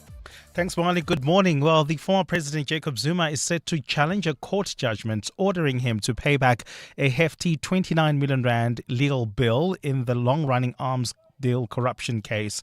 Zuma suffered a setback in the Gauteng High Court last week after it ruled that he is personally liable for the legal expenses. He argued that the state was justified in paying his legal bill because of the corruption charges that arose from actions he performed in his capacity as a government official. The court also ordered that interest must be paid on this amount, which is expected to run into millions. If Zuma fails to settle the fees within 60-day deadline, the state attorney has to go ahead and attach and sell his assets as well as his presidential pension. Jacob Zuma Foundation spokesperson Zanele Manyi. Indeed, His Excellency President Zuma is entitled to consider pursuing damages claim against the state for the immense financial and personal harm he continues to endure because of this injustice. So indeed, President Zuma continues to fight this case on. We'll see where this takes us. But indeed, once again, President Zuma will appeal this absurd judgment. Metal Workers Union NUMSA says wage talks in the auto sector have reached a deadlock with threats of a strike if the matter remains unresolved. The union and the industry failed to reach an agreement over the weekend. At the center of the deadlock is the percentage increase that employers must offer to settle this round of negotiations for a period of 3 years. Their proposal of a 6.5% for the first year and 5% for the following 2 years has been rejected by NUMSA. South Africa's automotive industry employs more than 100,000 people in the country. NUMSA spokesperson Pagamile Hlubi Majola says if the auto industry negotiates in bad faith, it could lead to instability. The union might have no choice but to go on strike as a last resort, considering the gravity of such action and its negative effects on the industry both in the short and long term. The union leadership was very clear yesterday that a meeting of CEOs and NUMSA's national leadership must be arranged urgently, no later than Tuesday. Such a meeting should do everything possible with parties willing to move from their positions to break the current deadlock in the industry. Transport Minister Barbara Chrissy has called on the private sector to bring forward innovative ideas and investment solutions to help modernize the passenger rail system. The calls come after government officially launched a series of requests for information to attract private sector participation in their latest drive to improve rail services. The minister yesterday, during a media briefing, outlined projects where the private sector can be invited to contribute. The first smart ticketing for seamless travel. We're moving towards a single tap and go ticket that you can use across trains, buses, and even taxis. No more queues or paper tickets. The third area is to turn Pras's fiber optic network into an asset. She says her department plans on introducing regional rapid trains to help shorten travel times and reduce travelling costs. We are planning a new generation of regional trains. Faster, safer and more frequent, connecting cities like Tshwane, Johannesburg, Polokwane, Musina, Mbombela and eThekwini, using our existing network of up to 120 kilometers per hour. And 10 people will go on trial in Paris today for sexist cyber harassment of France's First Lady Brigitte Macron. This is the latest case sparked by unsubstantiated gender claims thrown at her for years by some in France and beyond. The trial comes after she and President Emmanuel Macron filed a defamation lawsuit in the United States earlier this year in connection with the rumor amplified and repeated online that Brigitte Macron was assigned male at birth. 10 defendants, 8 men and 2 women aged between the ages of 41 to 60 will be tried in a Paris criminal court accused of cyber harassment, and if convicted, they face up to 2 years in prison. A cloudy day in store for Gauteng with showers expected. The temperatures are at lows of 15 and 17 degrees, peaking at highs between 27 and 29. And in the traffic, we've got delays on the N12 or N17 West. This is just as you come out of Atlas Road. An accident has been reported there. Delays coming out of Snake Road. Please be on the lookout there. While traveling on the R21 South, delays in the Kempton Park area, specifically Pomona between the R23 and Atlas Road. The top story this hour, former President Jacob Zuma is set to challenge a court judgment ordering him to pay back a hefty 29 million rand legal bill in the long-running arms deal corruption case. You could spend 10 minutes waiting for the microwave to beep, or get a 10-minute quote from Outsurance that could save you thousands on your car insurance. For his 2024 Suzuki Jimny, 55-year-old Stefan now pays only 611 Rand a month. And for her 2024 Kia Sonet, 31-year-old Palisa pays just 926 Rand a month. Ready to get more out of your car insurance? SMS out to 45142. That's out to 45142. Outsurance, licensed insurer and FFP. TCs and information online. It's time to hit the streets and show what you're made of. The Discovery Vitality Chicken Run, flavored by Nando's, is on Saturday the 8th of November at 5 p.m. This one's pure city magic, reimagined and revitalized through Josie My Josie. Choose 5K for fun, 10K for bragging rights. Not ready? Come on, you've sprinted for a taxi, dodged potholes, or climbed stairs when the power was out. Your train. Getting there is easy. By the Gautrain to Park Station and then a free Prasa train to Ellis Park. Lace up shop and enter now at racepass.com. There's a song that goes, "Money can't buy me love." And that's true. But then they told us all you need is love, which anybody with a mortgage will tell you most certainly is not true. Love won't pay your parking tickets or your student loan. It's also needy. It requires effort, availability, constant care. But more importantly, love requires time. And while money can't buy you love, it can certainly free up some of your time. Time to spend on the things you love, with the people you love. And if you're looking, maybe even time to find the one you love.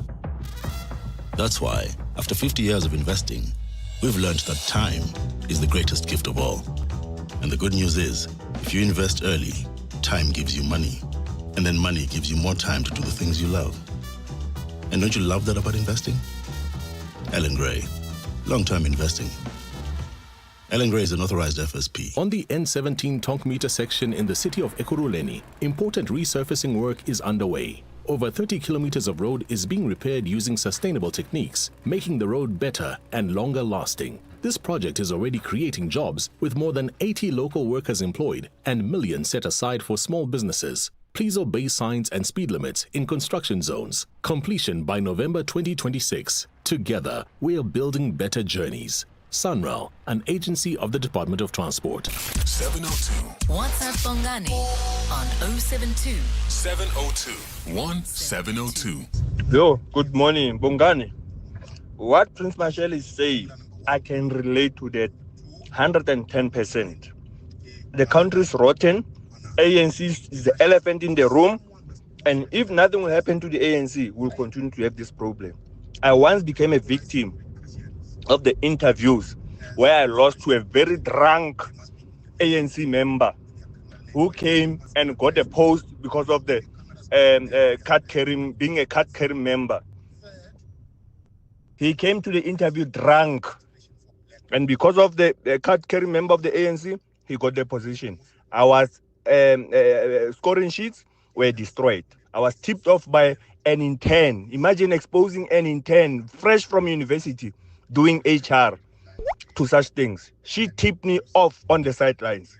Bongani, we are rotten in the office of the Premier. Joseph Rosling. Wow, Bongani, what an interview. What an interview. This gentleman has said it properly. We are becoming a country that has failed with pockets here and there that functions. That is super scary. That statement has got me worried and scared. My goodness. Walter from Cape Town. Good morning, Bongani. Your guest has articulated it very well, just like the Chinese prophet that says only evil people will burn down their country and rule over the ashes. And that is what the politicians are doing to our country. And unfortunately, our children and their children will bear the brunt. Good morning, Bongani. I remember Sir Ramaphosa becoming the president of South Africa. We were so excited. And I remember Prince Mashele saying there is no new dawn here. There is no new dawn. Oh my God, we were so upset with that statement.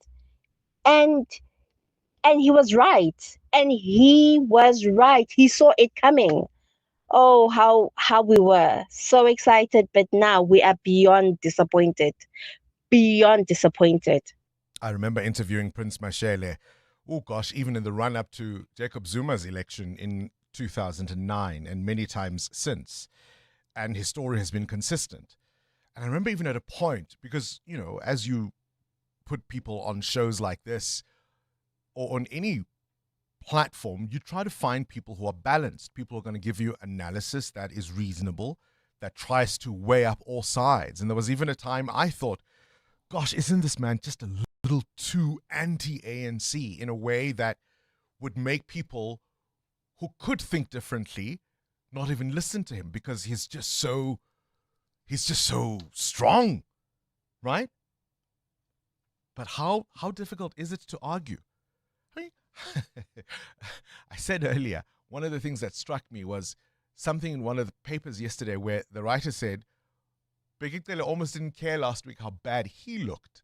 So he was fine to admitting, as a former national police commissioner, as a former police minister, he was fine with admitting that, oh yeah, no, I got a freebie to get luxury accommodation there. It's fine. I mean, you know, I'm retired. He was fine with admitting, no, I hang out with criminals to get information. He was fine with admitting those things. But his whole focus was to say, no, wait. I know that's bad. I know that's bad. I know it is bad. But look at this current police minister. Oh, my gosh. Look at what he's doing. How do we live in that kind of country? He's like, oh, don't mind me. Yeah, I probably shouldn't have done that. But look at what this other guy is doing. Hey? That was his best strategy. And didn't many of us fall for it? Line, hook, and sinker. 702. What's the question? What's the question is brought to you by Outsurance. Your chance to win up to 3,000 Rand in cash. So first we'll give you 1,000 Rand for an answer, then later 2,000 Rand for the question. SMS out to 45142 now. You could save on your car insurance. If you don't, ask them for 500 Rand. Let's go to Mamelo in Limpopo. Mamelo, please give us today's answer. Good morning, Bongani. Today's answer is 67. 67th is today's answer. And tell me, Mamelo, do you have yourself a quote from Outsurance? Yes, I do, Bongani. Your biscuit. 1,000 Rand is coming your way. Woo! All thanks to Outsurance and 702. Thank you, Queen. See what I did there? Mamelo says the answer is 67th. What's the question? Call us now if you know on 011 883 0702. EWN Sport. Cindy Paluta. Good morning. Every dog has its day. Every dog has its day. Every dog has its day. And nothing will humble you more or excite you more than the world of sport. But at the moment... Enjoy it while you can, Exactly. Arsenal flying high. They beat Crystal Palace 1-0. They're 4 points clear at the top of the table. 6 points ahead of Manchester City, who lost to Villa 1-0. 7 clear of defending champions Liverpool, who suffered a 4th successive defeat. Bournemouth second on the table after a 2-0 win over Forest. Spurs are up to third. They beat Everton 3-0. And Burnley got a 3-2 win over Wolves, thanks to Bafana's Lyle Foster's goal in the 95th minute. It was a proper away win, and we came, obviously got tough when they got the 2-2 there. Like spirits are high, the momentum's going with them. So for us to stay in the game, to make sure that we don't concede and how great our defense is, and thank God, I think God was on our side today. We had that goal, and good for the 3 points. Real Madrid got latest El Clasico bragging rights. They beat Barcelona 2-1, Mbappe and Bellingham with the goals. In CAF Champions League, Sundowns through to the group stages, but Pirates are out. While in the Confed Cup, both Chiefs and Stellenbosch made it to the group stages. In the Carling knockout, Arrows beat Galaxy 2-1 to advance, with Richards Bay, who beat Durban City 3-1. Lando Norris won the Mexico Formula One Grand Prix to top the driver's standings by 1 point ahead of Oscar Piastri, who finished 5th. Leclerc was second with Verstappen 3rd. Here's Piastri. Yeah, it was a tricky turn one. I think the guys ahead hit the grass or hit a patch of dirt or something, and I was kind of the next car directly behind it. So when I hit it, I lost a lot of grip and kind of drifted wide and lost a couple of spots there. So that was a shame, but I think the recovery after that was pretty reasonable, just very, very difficult to overtake. Yeah, we tried our best. Springboks could be without Damian Willemse for the end-of-year tour. He was injured in the Stormers' 31-16 URC win over Benetton. The Stormers 5 wins from 5 as the competition takes a break. The Women's Cricket World Cup semi-finals start Wednesday. South Africa will play England. On Thursday, Australia plays India. I've got it all worked out. We'll beat England. Okay. Right? And the Indian women will defeat the Aussies. And then we'll beat the Indians in the final. Your lips to God's ears, right? That's the plan.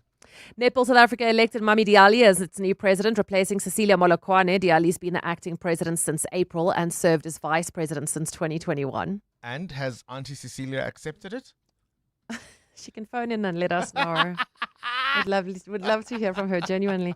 And thousands of cyclists took to the streets of Joburg yesterday in the 947 ride. Joburg, Kim Lecourt won the women's race, with South African Jaden Tolo winning the men's race. They each get 200,000 Rand. Cindy Paluta, Eyewitness News Sport.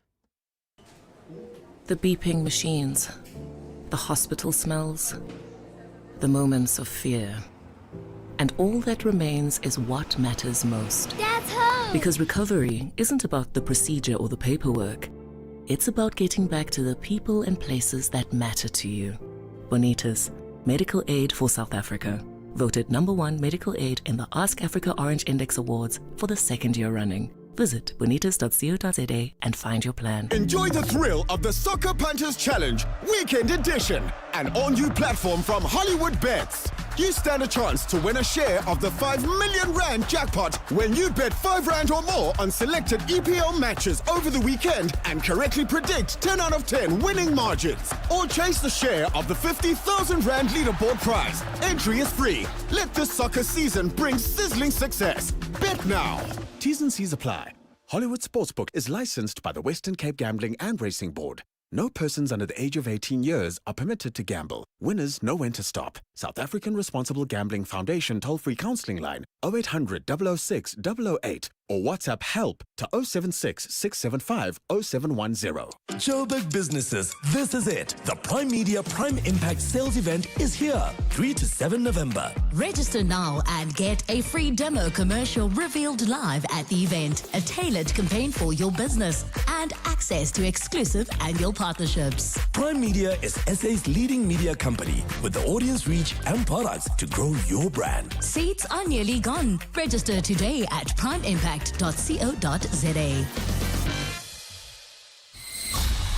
EWN Traffic.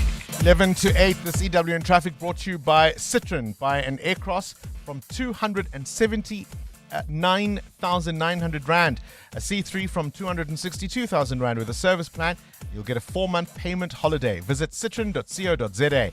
T's and C's apply. There's a crash on the N12 West. Amo? Yeah, that's correct, Bongani, in the Boksburg area. Due to that accident, it's causing about a 40-minute hold-up coming out of Snake Road. Please be on the lookout there and approach the scene with care. If you can, try to avoid it by using the N17 West, but you'll still be met with more delays because of those roadworks that are taking place right near Roundabout Road, causing delays coming out of Carnival City. If you are traveling on the N3 North, more roadworks are causing delays towards the Baklu interchange, delays from Vincent Chabalala Road, while within the inner city areas, Morningside, we've got an accident reported along Rivonia Road. It happened after Calvin Drive. It is causing heavy traffic volumes as well. Please be on the lookout there.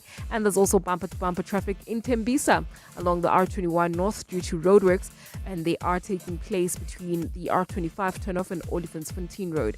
More updates coming up. Stay tuned. There's more EWN on air, online, and on the EWN app. Picturing your life in a Citroen A-Cross SUV? Wait, did you just pause the ad? Yep, practicing for your car payments. Ah, I get it. 4 months, no payments, like a holiday for my wallet. Press pause on payments and play on life.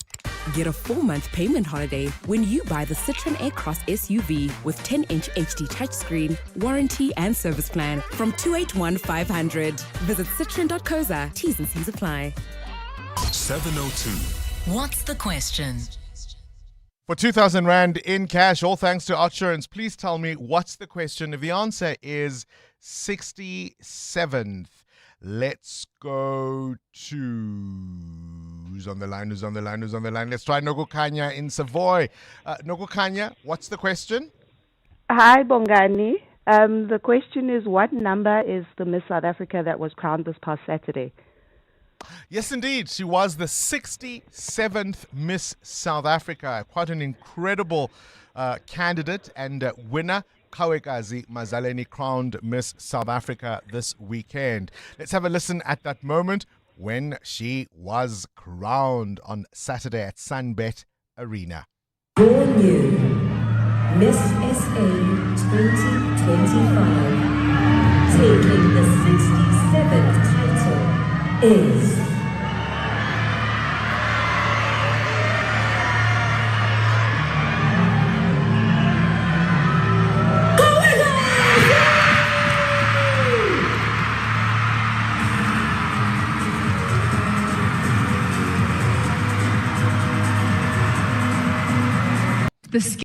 You may remember, of course, earlier she was asked about what she would offer the young people of South Africa, and this is what she had to say. The skill I would empower our youth with is being able to start with what you have.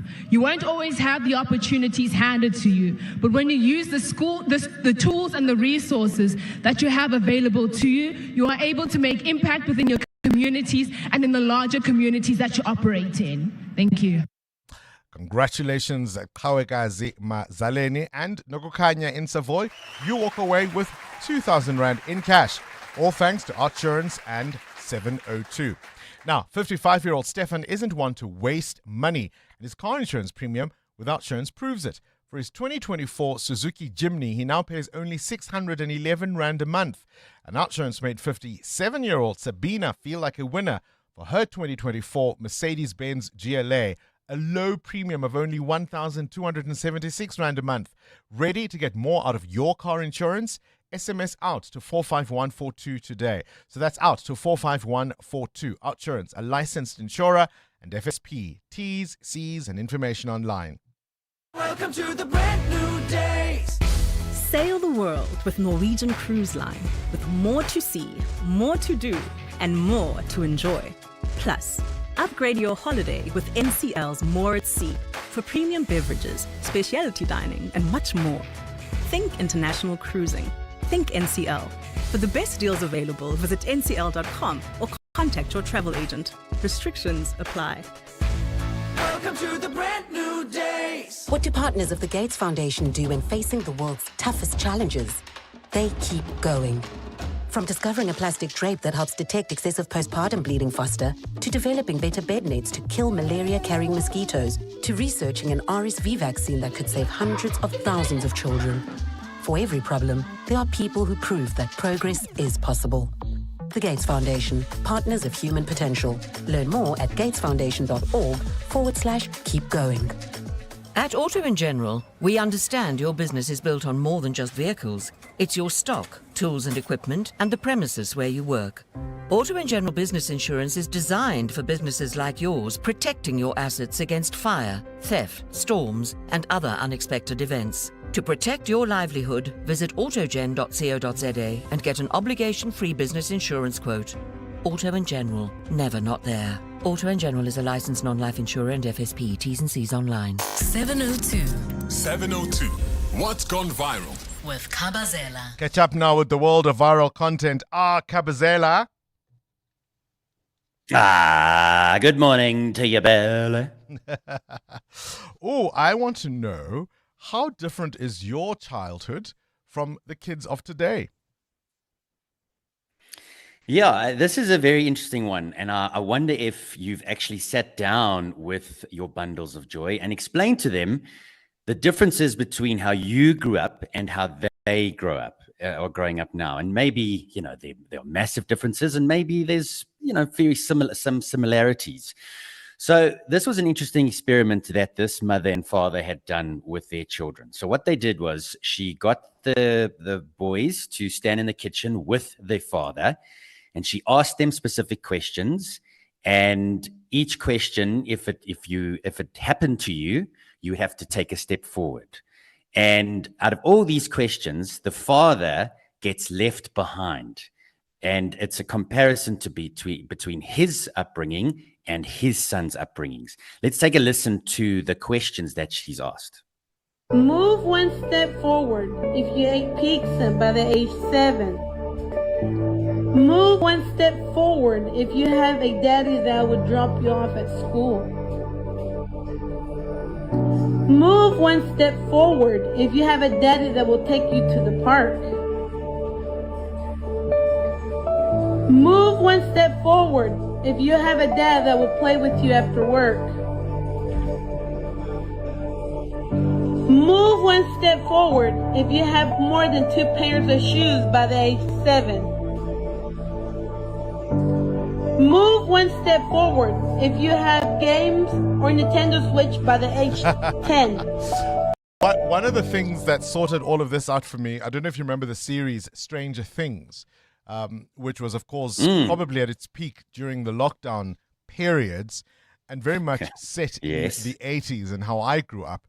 And I watched it with my teen, and she actually many a time said, I wish I had grown up in an era like that. The idea of just cycling to your neighbors and walking up to your neighbors and all of that. So maybe let's put it out there. How different was your childhood from how your kids are growing up? And have you ever sat down and explained what's that? Remember that ad? In our day, for fun, we baked. Have you explained the difference between how you grew up from how your little ones are growing up? That's what's gone viral with Kabazela. 702. 702. Feedback With Rupfiwa Kone. Rupfiwa? Yebo. How different is the childhood your kids are experiencing from yours? It's slightly a little bit more different because of the internet. Our parents raised us at a time when they didn't have a lot of information. I love how you say it slightly. Yeah. Internet, gadgets. You know, there's a lot. Uber delivery. Just slightly different. Just slightly different. Not that much. So I feel like because of that and the knowledge that we have now as a parent, I parent a little bit more differently. You know what scares me is, at whatever point I'm hoping 40 years from now, when I'm a grandfather, I wonder if the world will be bewildering to me. Right? Because so much will have changed. Maybe there'll be flying cars, or I don't know. It probably will, Bongani. All right, what else you got? Anyway, Bongani, listeners are responding strongly to your interview with Dr. Leah Shibambo, who says that she was dismissed without proper explanation. Many expressed frustration, saying that senior positions in government should be built on integrity, and yet it often feels like they are occupied by people protecting their own corrupt circles. However, as a right of response to that interview, we will be having our former National Commissioner of South Africa, Ria Pierre, joining us tomorrow. She was listening for the big interview. So she was listening to that interview. We'll hear and she her wants side. But also, I think she will want to respond to some of the things Cele has been saying in Parliament. So don't miss out that interview coming tomorrow with Ria Pierre. More responses to what Prince Mashele had to say. No doubt, one or two of those coming through. Of course, Bongani, some are even calling for him to run for president. People are very excited. President Mashele. Yeah. He's got the right view and the right ethics. So yeah, think of that book with Herman, that little bump in the road he also had. Right, coming up, your chance to win up to 30,000 Rand in cash. We want you to WhatsApp Absa Swiper rewards. Do so to this number 067 384 0022. Do it now. 067 384 0022. We'll call you back as you get ready to play the Absa Swiper Vault. Plus, if you're an active Absa Rewards member, we'll throw in an automatic 5,000 Rand. And you'll then be entered into a draw for a brand new JQ J5 Vortex, and we'll give you free premium car insurance from Absa Insurance for 3 months. On 702, your story matters. Absa is an authorized FSP and registered credit provider. T's and C's apply. This is EWN. A witness with knowledge in ballistics will appear at the Madlanga Commission, and South Africa's first test case of land expropriation without compensation is set to unfold in Ekurhuleni. Good morning, I'm Sfiso Zulu. A police ballistics expert is set to testify at the Madlanga Commission of Inquiry this morning. The witness will appear in person at the Bridget Mabandla Justice College in Pretoria. Last week, 3 witnesses, all members of the Gauteng Counterintelligence Operations Unit, testified partially in camera before the commission. The Madlanga Commission was set up by President Cyril Ramaphosa to investigate allegations of corruption and political interference within the criminal justice system. Oren Singh reports. Last week, members of the Gauteng Counterintelligence Operations Unit investigating the murder case of Vereniging engineer Armand Swart raised serious concerns with the detective assigned to compile the ballistics report at the Silverton Forensics Lab in Pretoria. According to the investigating officer in the Swart murder case, witness B, the ballistics report was later removed on SAPS's internal system. The team then took the decision to send the firearms allegedly used in the murder of Swart to KZN's forensic lab for a second opinion. Madlanga Commission spokesperson Jeremy Michaels confirmed a new witness will testify remotely tomorrow, with witness C, a detective previously attached to the political killings task team, set to resume with his testimony on Thursday. Arun Singh, Eyewitness News. The High Court in Johannesburg is set to deliver judgment on bail for alleged crime boss Vusmuzi Ket Matlala this morning. Matlala escalated his bid for bail last week after it was denied by the Alexandra Magistrates Court. He is accused of orchestrating a hit on his ex-girlfriend, socialite and actress Tebogo Tobejane in 2023. Khomotso Modise reports. When the Alexandra Magistrates Court denied Vusmuzi Ket Matlala bail last month, Magistrate Seta Prinsloo ruled that she is not satisfied that he's not a flight risk. But when Matlala approached the High Court last week to challenge the lower court's ruling, his lawyers argued that he had not fled even after being aware of the police investigation around him and having a raid at his house months before his arrest. Matlala's lawyer further argued that police were malicious in how they raided his home last year without a search warrant, accusing police of misleading the court when arguing against his release on bail, alleging that he owns a private jet and a boat. Today, Judge Peter Du Plessis will hand down a judgment which will determine if the Alexandra Magistrates Court was fair in its adjudication of bail for Matlala. Khomotso Modise, Eyewitness News. The legality of the city of Ekurhuleni's decision to expropriate privately owned land without compensation in Boksburg has come under scrutiny. The metro seized the 34-hectare property from its longtime owners in 2019, but the matter has been tied up in litigation ever since. This week, the metro and the landowners are set to enter a court-directed mediation to determine whether the owners are entitled to compensation. Business Venture Investments 900, which is the company that owns the land, is demanding a payout of no less than 30 million rand. Alpha Mchunu reports. At the heart of this legal dispute is the question of whether South Africa currently has a law that explicitly permits land expropriation without compensation. The controversial Expropriation Act of 2024, which allows for zero compensation under certain conditions, has been passed but is not yet in force.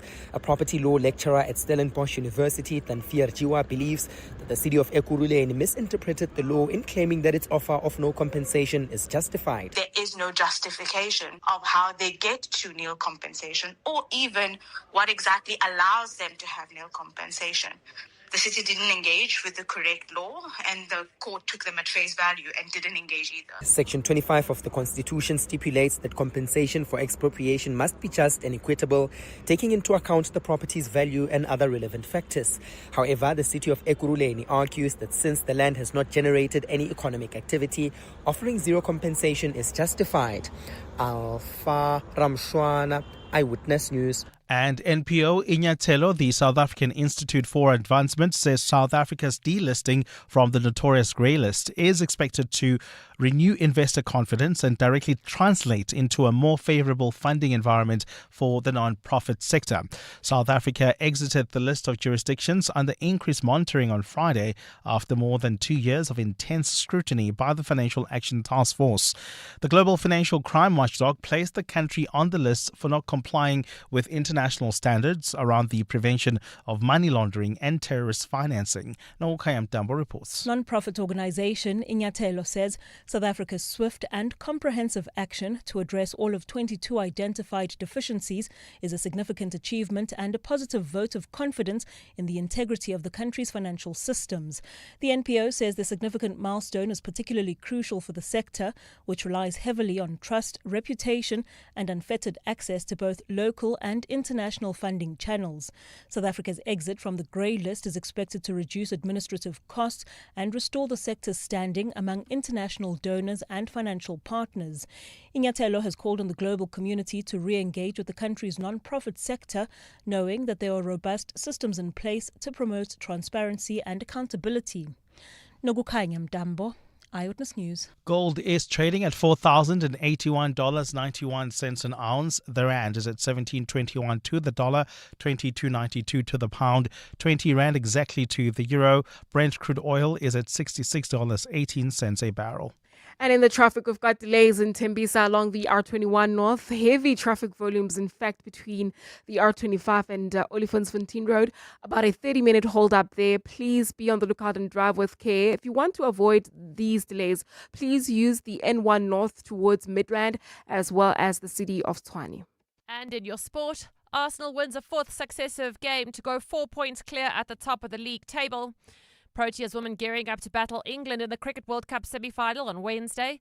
Springbok Damian Willemse injured ahead of the end-of-year tour. And Lando Norris wins in Mexico to go 1 point clear of Piastri, the championship standings. A cloudy day in store for Gauteng with scattered isolated showers and thunder showers expected. The temperatures will peak at highs between 27 and 29 degrees. The top story in EWN this hour. A police ballistics expert is set to testify at the Madlanga Commission of Inquiry this morning.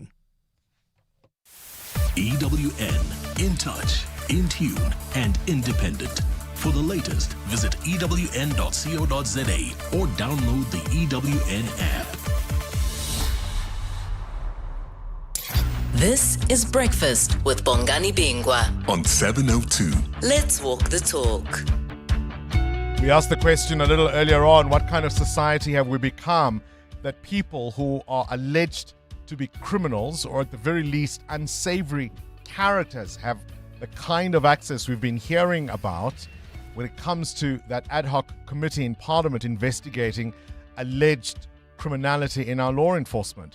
On Friday, we heard from Witness C in the Madlanga Commission, and one of the things Witness C stated was that Vusumuzi Kat Matlala revealed that Senzo Mchunu and General Shadrack Sibiya urged him to open a theft case against the police who had raided his home over an alleged Rolex watch theft, which turned out to have never been stolen in the first place.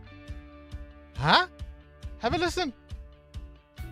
Upon the arrest of Mr. Matlala on the 14th of May, 2025, he was interviewed, and with his own mouth, he had indicated that he was persuaded by our General Sibiya and the Minister, Mr. Senzo Mchunu, that he register a case against the team that raided his house on the 6th of December 2024. And he further indicated that that watch of his was never stolen. And again, pertaining to the Rolex watch, upon us interviewing him, he indicated that for the same watch, he had realized that the likes of Minister Mchunu and Lieutenant General Sibiya and his team are using him to fight their own battles, and they are not assisting him in any way.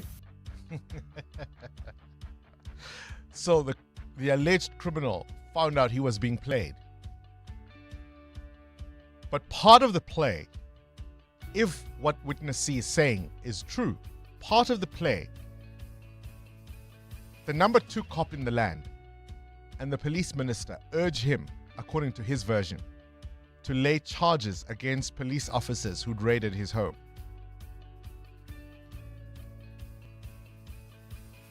Outlo. Kan jy dit hoor? This is Breakfast with Bongani Bingwa on 702. Let's walk the talk. 12 after 8. Did you see the Sunday Times yesterday? Hungry Lion, ShopRite, Pep Stores, Boxer, Super Spa, Devotions Liquor, car washes, hardware store, butcheries. Perhaps the top for me was KFC. This is money allegedly spent by a school principal in the Eastern Cape. There's a picture of this guy. He's a very large man. You can kind of see how much he was spending at KFC by just looking at that front page of the Sunday Times. Yes, it's fair comment. This was money that was meant for a school feeding scheme. It's not just the politicians who are louche. We're living with these avaricious hyenas. Spittle dripping down their mouths, looking to feed at every turn. Hungry little piggies, ready to feed at the trough. Wherever you go. Little piggies everywhere. Let's talk. We're listening. We can say whatever we say, even Bongani, saw it and then hear it. Prince Mashele said it loud. It's up to us people to deal with ANC, MK, and EFF. Thank you. Good morning, Bongani. You know, the only problem I have with this analysis, especially with Prince Marshall, they tend to forget the GNU, that the ANC is no longer alone now. There's a DA there, the main actor, the DA. And the DA presented us with Cele Ramaphosa. So when are they taking accountability for these 18 months that they've been in government? Because we can talk about the ANC as much as we want, but the DA is partner now. And all these shenanigans are happening while the DA is there. These commissions that are there now, they're speaking about this corruption. The DA is there, and they know about Cyril Ramaphosa's shenanigans, and they are staying quiet because they want him there. So it's no longer ANC, it's the ANC and the DA. Bongani, your guest, basically says exactly what pretty much all of us say type of thing. You only have to look, on Fourways Boulevard or William Nicol type thing. You park next to the latest friggin' Merc or Ferrari or Bugatti type thing, and it's driven by a 16-year-old or an 18-year-old who never earned it in the first place. His father just looted our country type thing with the tender, and 10 to 1 is obviously not going to fulfill on that tender either. So, yeah, what needs to be done in order to shake things up? This country appears quite spineless. Yep, it's a movie we've seen on repeat, play over and over and over again. You're with Bongani Bingwa. 702 weekday mornings, 6 to 9 a.m. Morning, Kabazela and Bongs. Flores here from the beautiful Western Cape. Let me tell you, I'm 57 years old. Yeah, if you had a 5 rand per month allowance those days, man, you were the guy amongst the guys. And yeah, best of all, you don't have to get worried for gunshots. Nowadays, kids by 6, they need to be indoors. Yes, have a good show. Bye-bye. Good morning, Bongani, your team and the 702 listeners. My name is Khatile from the East Rand. Explaining to your children the differences between the time you grew up and their time now. My husband, every time he tries to explain to the children this particular part, the differences in the childhood times. And they say, Dad, why does it always sound like when you went to school, you went through a hurricane? When you went through life during your time, you went through a hurricane and you emerged victorious, and we are here as our victor. Yeah, so that's the line for my kids. Have a wonderful day. Hi, Bongani. I'd like to remain anonymous. I grew up down in Limpopo, Askororo. My kids, they're still today, when I sit them down and I explain to them that I had no school back to school and I have never traveled any school trip, they still find it difficult to believe, and many other stories, how we grow. Even today, the kids, they look at me when I explain to them I did not have the luxury that they have today. They still find it hard that there is a person, or is how I grow. Actually, they say I like to give them or create stories for them. Thanks. Bye. Anonymous from Alberton, but from Raskoro. You don't have to be anonymous on that, I think. Many of our kids also will point out how we tell these stories as if everything we went through as children was to sacrifice for them one day, right? How differently are your kids growing up from the way you did? Listen, my kids, they like watching movies from our time because they are there on platforms like Disney Plus and what have you. So their favorite one is Home Alone, right? So yes, when the little boy goes missing and the parents are with the police and they're saying to the police, they're describing how he looks like to the police. My son's first reaction was, why don't they just take out the phone and show them the picture? And I explained to him, Titi, in those times we didn't have Phones that you would just pull out. you would readily pull out to show a picture of your child. You had to, even a picture in your wallet was a scarce, right? As a parent, I don't remember my mom having our pictures in her wallet of pictures of us, right? And to him, he just asked me, Mom, why? Why didn't you have phones? Why didn't you have pictures? How differently are your kids growing up from the way you did? EWN Traffic. This Eyewitness News traffic is brought to you by Outsurance. SMS out to 45142 now. And you could save on your car insurance. If you don't, ask them for 500 Rand. Amo? Well, please be on the lookout for those roadworks taking place in Tembisa. They're causing heavy traffic volumes. This is between the R25 and Olifantsfontein Road. Please be on the lookout there. Try to use the N1 North towards areas like Midrand, as well as the city of Tshwane. And there's also queuing traffic on the Mike 1 South between the Baklu interchange and Grayston Drive due to an accident between these points. More updates coming up. Stay tuned. There's more EWN on air, online, and on the EWN app. The Outsurance pointsmen know that every car on the road carries a story. Like a man wearing his finest suit on his way to an interview. He's prepped 100 times, but he still has butterflies. The Outsurance pointsmen know it's not just a car in traffic. It's a potential lucky break that could change someone's life. Every story's different and every story matters. That's why the Outsurance pointsmen have been doing what they do since 2005 in proud partnership with 702. Outsurance is a licensed insurer and FSP. Sir, ma'am, may I take your order? Yeah, let me get the New York cut, medium rare, truffle fries on the side, and the lady'll have the salmon. Grilled, not poached.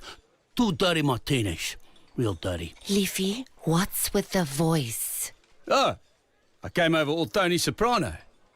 Get into character on a city break with Premier Hotels and Resorts. Stay Friday and Saturday and get Sunday night for free. Book now at premierhotels.co.za. Huawei Watch GT6 Series, 2025's must-have smartwatch, introducing the king of power. Up to 21 days of unstoppable battery life in a sleek titanium and ceramic design that's as strong as it's stylish. The Trackmaster with 24/7 heart rate tracking, sleep monitoring, advanced health management, and the world's first cycling virtual power feature. Fully compatible with both iOS and Android. Get yours now from just 169 Rand a month over 36 months or 4,999 Rand at selected retailers. T's and C's apply.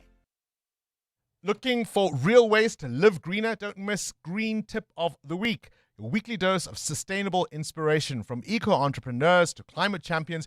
We sit down with the people making real change. That's Green Tip of the Week every Tuesday on Afternoon Drive with John Polman from 3 to 6 p.m. only on 702. And it's proudly brought to you by Volvo. It's safe to be brave with Volvo. Get ready to win up to 30,000 Rand cash plus a shot at a JQ J5 Vortex with Swiper by Absa Rewards and 702.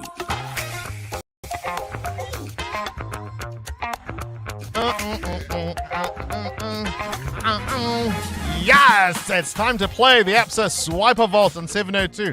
Up to 30,000 Rand is available. So we've asked you to WhatsApp hashtag Absa Swiper Rewards to this number 067 384 0022. Now, if we call you back, the Absa Swiper Vault will open. Cash will come rolling in. You have to shout "swiped" before it closes, and everything you've heard until then is yours. Now, if you're an Absa Rewards member, you stand to win an extra 5,000 Rand in cash to go into the draw for a brand new JQ J5 Vortex.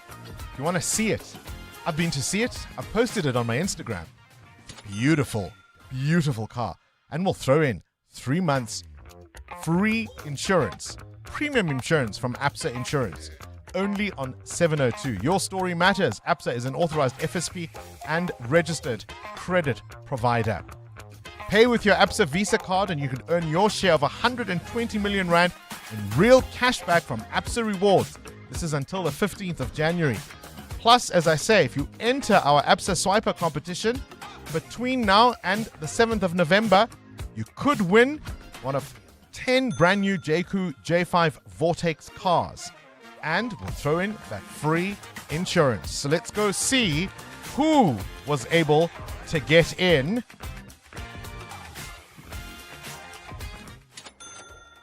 Alfie is our contestant this morning. Alfie, a very good morning to you. Good morning, Bongani. How are you? I'm very well. The question is, how are you? You excited to play the Absa Swiper Vault? Are you excited to play with us? Yes. Right, so you know how it works? We are going to open the vault. You've got to say swiped before it closes. And every amount that will have been mentioned will be yours. But if you say swiped after it closes, I forfeit. You look away with nothing. Are you ready? I'm ready. All right, KG, let's open the Absa Swiper Vault. Welcome to Swiper Vault with Absa Rewards. The vault is now open. 8,000 Rand. 2,000 Rand. 4,000 Rand. 5,000 Rand. 6,000 Rand. Swipe. Oh, I was sitting there. My heart was in my mouth. Swiped. All right, we're going to tally that up. But KG, let's see how much further we had with the vault before it closed. Thank you for swiping. Swiper Vault now closed. Alfie, you, my man, you. Did you hear how close you were? Alfie, are you there? Did you hear how close you were? No. You swiped just as it was about to close. Is it? Oh, thank you. I nearly lost it. by a hair's breadth. Okay, Alfie, we have now got a tally of cash. You have won so far in the vault. Your tally gets up to 25,000 Rand. Whoa, thank you. I've got to ask you, are you an Absa Rewards member? Yes, I am. Do you know what that means? We're going to throw in an extra 5,000 Rand. Thank you. You walk away with 30,000 Rand. Thank you, 702 and Absa. Thank you very much. Thank you. It's a wow. It is a wow, Mr. Bingo. It's a wow. Well, you stay on the line, Alfie. Very excited. Congratulations. And of course, for just being an Absa Swiper Rewards member, you win an extra 5,000 Rand. And your name is now in that draw to win a brand new JQ J5 Vortex. And we'll throw in 3 months free insurance from Absa Insurance. Catch us again tomorrow for another chance to win. 702, The World View. With Adam Gilchrist. Oh, a little behind with all that excitement, Adam, but let's come back to you. Yet more excitement, of course, last week in that daring heist at the Louvre. Police have tracked the suspects. Yes, in this case, the vault opened and then there was a swipe. In this case, 2 arrests made by police in Paris. One was a guy who was trying to get on a plane from Charles de Gaulle Airport and fly to Algeria. But there leaves 2 other suspects, possibly. There was DNA left at the museum, gloves and high-vis jacket. Remember, it was priceless, wasn't it? They said the jewelry that they took, they've now put a price on it of $100 million, more or less. So they haven't got the jewelry. They haven't got, as far as we know, 2 of the 4 gang. And the Paris prosecutor has criticized the premature disclosure of this information. In other words, we shouldn't know what we do know and what we're now discussing. And let's talk about Trump reacting to Canada airing a Ronald Reagan ad. Yes, this ad uses a soundbite of Ronald Reagan from a speech in 1987 in which he says, "Tariffs hurt every American." It was put out there by the Canadian province of Ontario. Canada has a range of tariffs from 25 up to 50%. Donald Trump has instantly put another 10% on top of all that, calling the advert a fraud. Well, it's not a fraud, it's a genuine soundbite. But this is why Donald Trump has reacted. At least this is a guess as to why Donald Trump has reacted. It's because Ronald Reagan, even all these years later after his death, etc., is still a bit of a poster boy for American Republicans and for conservative values. So for the words of Ronald Reagan to be used against Donald Trump, it does hit a bit of an underbelly, doesn't it? And here's a name we'll all get familiar with pretty soon, Burevestnik. Yes, or as they call it in NATO, Skyfall, which is also another name to conjure with. It's an extremely long-range missile that has been tested 13 times by Russia, as far as we know, with 11 failures, but has now, according to their top general, General Valery Gerasimov, had a successful test. It's a nuclear-powered, potentially nuclear payload missile that is like a cruise missile. It travels very low, therefore beneath radar, has a range of up to 20,000 kilometers. So that's what, Moscow to Johannesburg and back. In other words, virtually any target on Earth would come within range of this Burevestnik. And I seem to remember in the hunt for Red October, when Russia had a seemingly unstoppable silent submarine, the captain, Sean Connery, did the right thing and handed the technology over. I can't quite see it with this missile. From Russia with love, Adam Gilchrist with this morning's Worldview.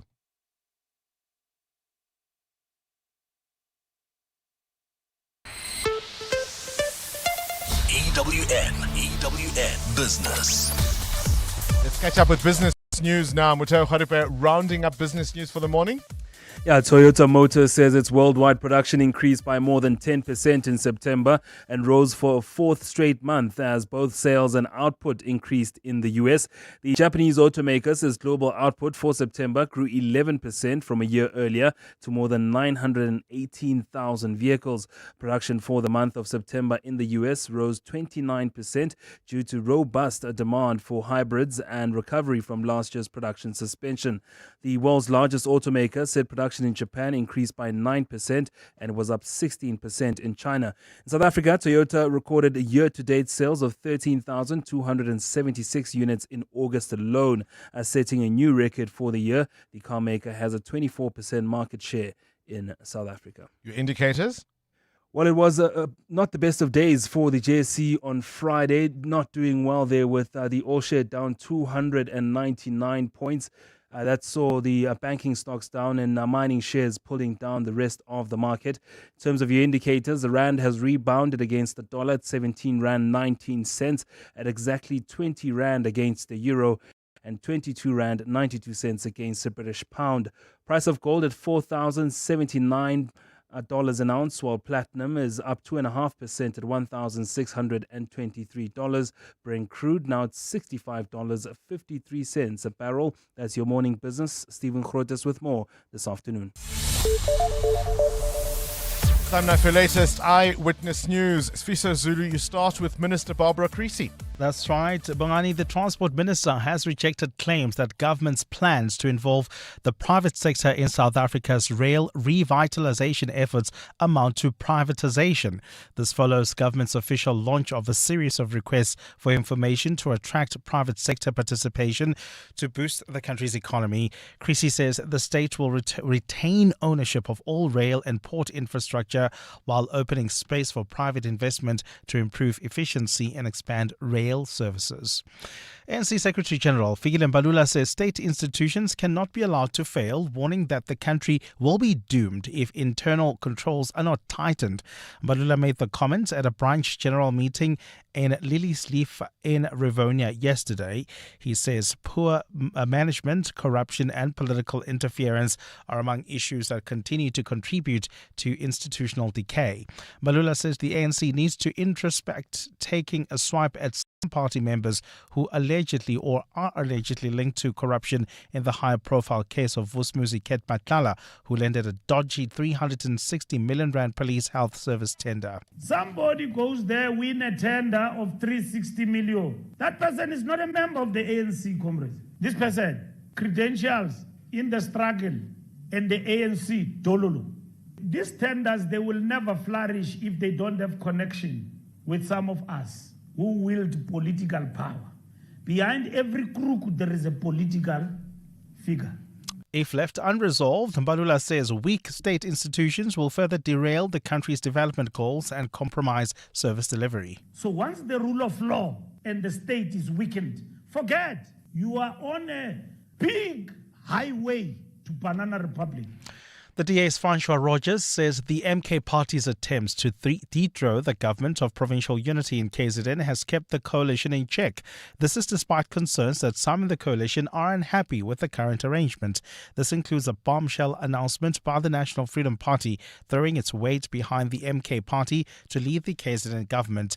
The surprise move by the coalition partner could upend the government of provincial unity, making way for the MK party.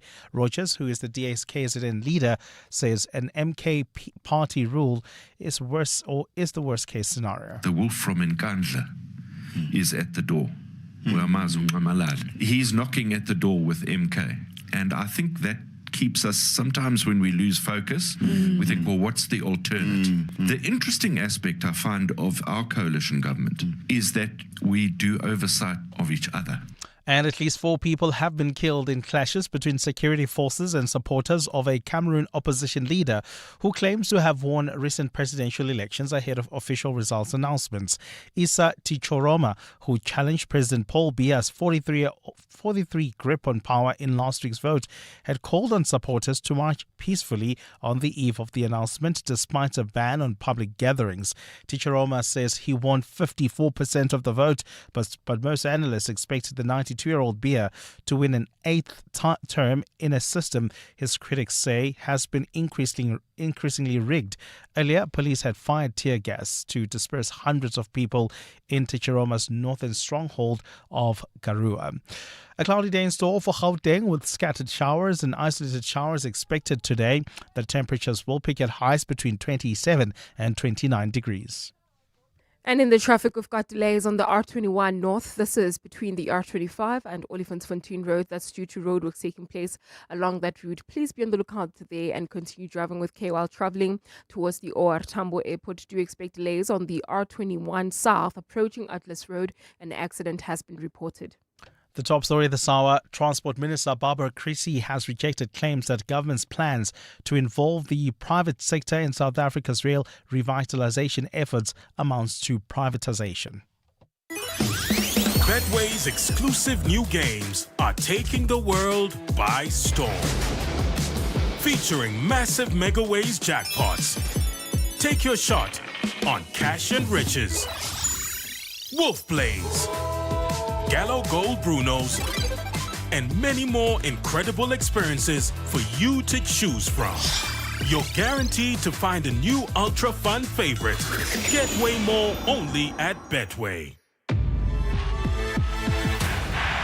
Betway is licensed by the Mpumalanga Economic Regulator. No persons under the age of 18 are permitted to gamble. NRGP counseling line 0800 006 008. All events are fixed odds betting games. Don't just hear the roar, feel it live. DP World Lions are unleashing their legacy of champions. In the explosive T20 Challenge, the pride of Josie, the Lions are ready to pounce on Boland in their next season opener at the DP World Wanderers Stadium, Sunday the 2nd of November at 2 p.m.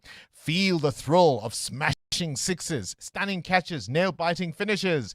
Get your tickets today at Ticket Pro or visit the DP World Lions website. Don't miss the action. Be part of the legacy. The milk steamer was loud. So loud that Lungi heard hot milk instead of oat milk. It was bad. So bad. The milk didn't really sit right with the lactose-intolerant customer. It was bad. So bad. Too bad they didn't have Yoko Counter. With Yoko Printer, orders flow straight to the barista. So good. Yoko Counter. Super simple POS and payments in one. No contracts, no hidden costs. The Money Show. Weekday evenings at 6. So, South Africa is off the Financial Action Task Force grey list. For 2 years, we've been under the microscope. Now, the FATF says we have cleaned up our act. It doesn't mean we've solved all our problems. All it means is that we've begun to deal with our problems, and we're going to have to continue to strengthen our institutions so that when the next mutual evaluation comes, that we will not be grey listed again. The National Treasury's Ismail Momo Niat. The Money Show on 702. Let's walk the talk. The Money Show is brought to you by Absa Corporate and Investment Banking, proud sponsor of the Absa Africa Financial Markets Index 2025. The insights to guide you through Africa's financial landscapes are waiting for you. Absa is an authorized FSP and a registered credit provider. T's and C's apply. 702. WhatsApp Bongani on 072 702 1702. Hi, Bongani. Yabona, it's Mlefe out here in Katlehong, but the most clear and present danger, my guy, for me, has to be unemployment. What do you think these unemployed guys do? You know, because they've also got families. They've also got people to feed. They've got their own things to do. So obviously it leads to the upgrading of the crime rate that we live in right now. So for me, the most clear and present danger has to be people who don't have income, unemployment. Angazi Bongani, when ibeke now. Top of the morning, Mr. Bingwa and 702 lenders. To the question you've asked, my sense is that it's the resignation of the citizenry of the socio-economic and political status quo. Rhetoric, as we often say. Thanks for a great show. Typo in Boxburg. Good morning, Bongani and the team. Absolutely, Bongani.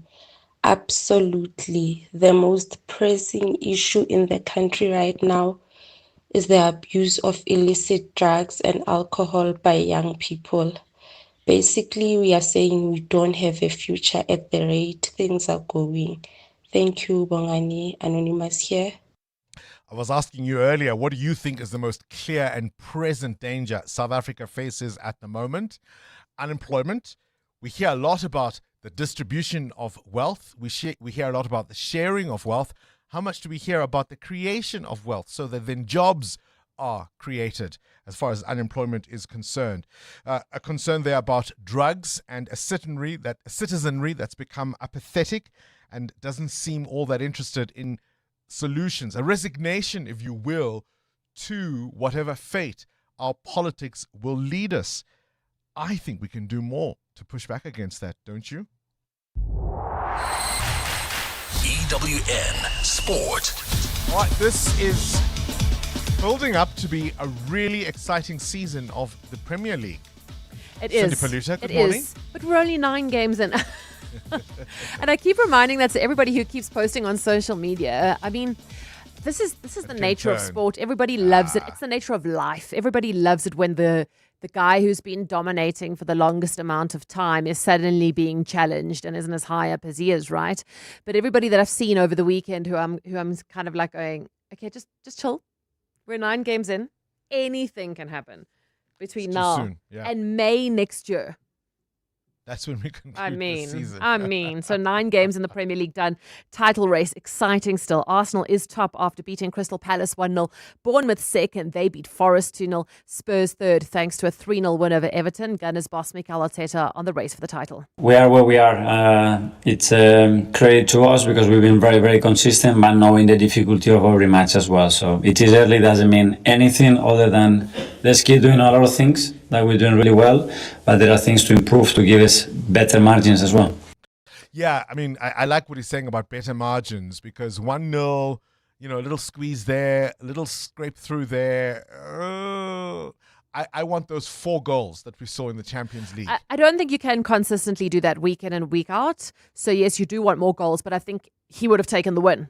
No, of course we'll take the win. But Right. There's a reason they call us the Gunners, isn't it? So Sunderland's win over Chelsea has them 4th ahead of Manchester City, whose 9-match unbeaten run was ended by Villa 1-0. United is in 6th with Liverpool down to 7th now. Also yesterday, Bafana's Lyle Foster scoring in the 95th minute to give Burnley a 3-2 win over Wolves.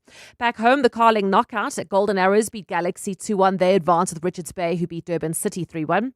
In cricket, the Proteas women are gearing up to face England in the World Cup semi-final. That'll be Wednesday. Australia plays India on Thursday. In the men's game, game. Australia captain Pat Cummins will definitely miss the first Ashes test starting 21 November through injury. Springboks could be without Damian Willemse for the end-of-year tour. He was injured in the Stormers' URC win over Benetton. The Boks play Japan this Saturday at Wembley. In Formula One, Lando Norris won the Mexico Grand Prix ahead of Leclerc and Verstappen. The result puts Norris one ahead of Piastri in the championship standings. Piastri had a 34-point lead going into the weekend, finished the race in fifth. In MotoGP, Piastri had a 14-point lead. In MotoGP, Alex Marquez won in Malaysia ahead of Acosta and Mir. Brad Binder finished in ninth. And Nepal, South Africa, electing Mami Diali as its new president, replacing Cecilia Molokwane. Diali's been the acting president since April. Cindy Paluta, Eyewitness News Sport. To celebrate 25 years of helping you live the Premier life, FNB Premier is giving you a chance to win a 14-day European tour experience and other cool monthly prizes. Open any FNB Premier account from September to 31 December 2025. Switch your salary, swipe or tap a minimum of 2,000 Rand per month for 3 months straight. Spend and win with FNB Premier. FNB, help changes everything. TCs and competition rules apply. FNB, a division of First Rand Bank Limited, an authorized financial services and credit provider. Let's rewind 6 years, when Twitter was still Twitter, not a letter of the alphabet. TikTok was simply the sound your clock made. And Zoom just meant enlarging a picture. So it makes you wonder, what will the next 6 years bring? Hino trucks now come standard with a 6-year drivetrain warranty, covering everything from pistons to gears. So although a lot can change in 6 years, our warranty promise won't. T's and C's apply. Hino, all the way. Business Outsurance are experts in business insurance for pharmacies, convenience stores, beauty salons, and more. Corney? Business Outsurance is definitely the best insurance for my business. Bowled out every other insurance house. Honestly, looking at what you need, my installment came down within a day. Definitely the most professional. Switch to Business Outsurance and you could get a massive 20% discount on your business insurance premium. Visit outsurance.co.za. Switch and save today. Licensed insurer and FSP. TCs and information online. EWN Traffic. The 8:45 on the button. Let's wrap up the morning's traffic. It's the start of a brand new week, so it tends to be busy on a Monday. Very busy, Bongani, particularly because of those road works that are taking place along the R21 North, and this is in the Tembisa area, and they're causing heavy delays between Kempton Park and Midrand. So if you're heading towards the city of Tshwane, maybe try to use the N1 North instead. Speaking of the N1, the southerly direction of this route, we've got an accident just as you come out of New Road. It's right near Allendale Road, delays from Olifantsfontein Road, and they're still queuing traffic on the N3 North. This is between Vincent Chabalala Road and the Baklu interchange. Please be on the lookout there and continue driving with care. More updates at the top of the hour. Stay tuned. There's more EWN on air, online, and on the EWN app. With Outsurance Business Insurance, you can protect your business and reward your cash flow. Switch to Outsurance Business Insurance and you could get an out bonus of up to 10% of your paid premiums back. For law firms, real estate agencies, computer services, and other industries, Outsurance Business Insurance are trusted experts in insuring your business.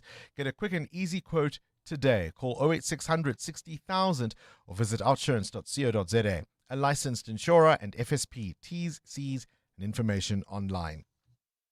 Introducing South Africa's most affordable way to get hearing aids. At Specsavers Audiology, you can now get a pair of hearing aids from as little as 599 Rand per month. Hearing clearly shouldn't be a luxury. Enjoy life's moments from 599 Rand per month. Test your hearing today and join the conversation with Specsavers Audiology. T's and C's apply. You can become a victim of a legal problem, wrongful arrest, assault, uncontested divorce, rental disputes, maintenance matters, or labor problems. It can happen to you. Clientele Legal provides tough professional lawyers for an affordable monthly premium. Our legal team is standing by to assist you 24 hours a day. Join today. SMS Legal to 48721. That's legal to 48721. Clientele General is an authorized FSP and licensed non-life insurer. T's and C's online. Standard rates apply. Coming up on the Clement Manyatela Show on 702. Between 9 and 12 is the Clement Manyatela Show. Was he golfing this weekend? Was he running this weekend? I was running yesterday. I was in KZN in Amazimtoti. There was a marathon there. It's called the Sapphire Coast Marathon. So we all used to call it Toti. Toti? Manzim Toti. Really? Yeah. You and Toti. who? Everyone was always... I think I was probably about 10 years ago, I found Really? out Yeah. it's from the Zulu of Amanzi. Amtoti. Apparently Shaka called Amanzi it that. Amtoti. Not Amtoti.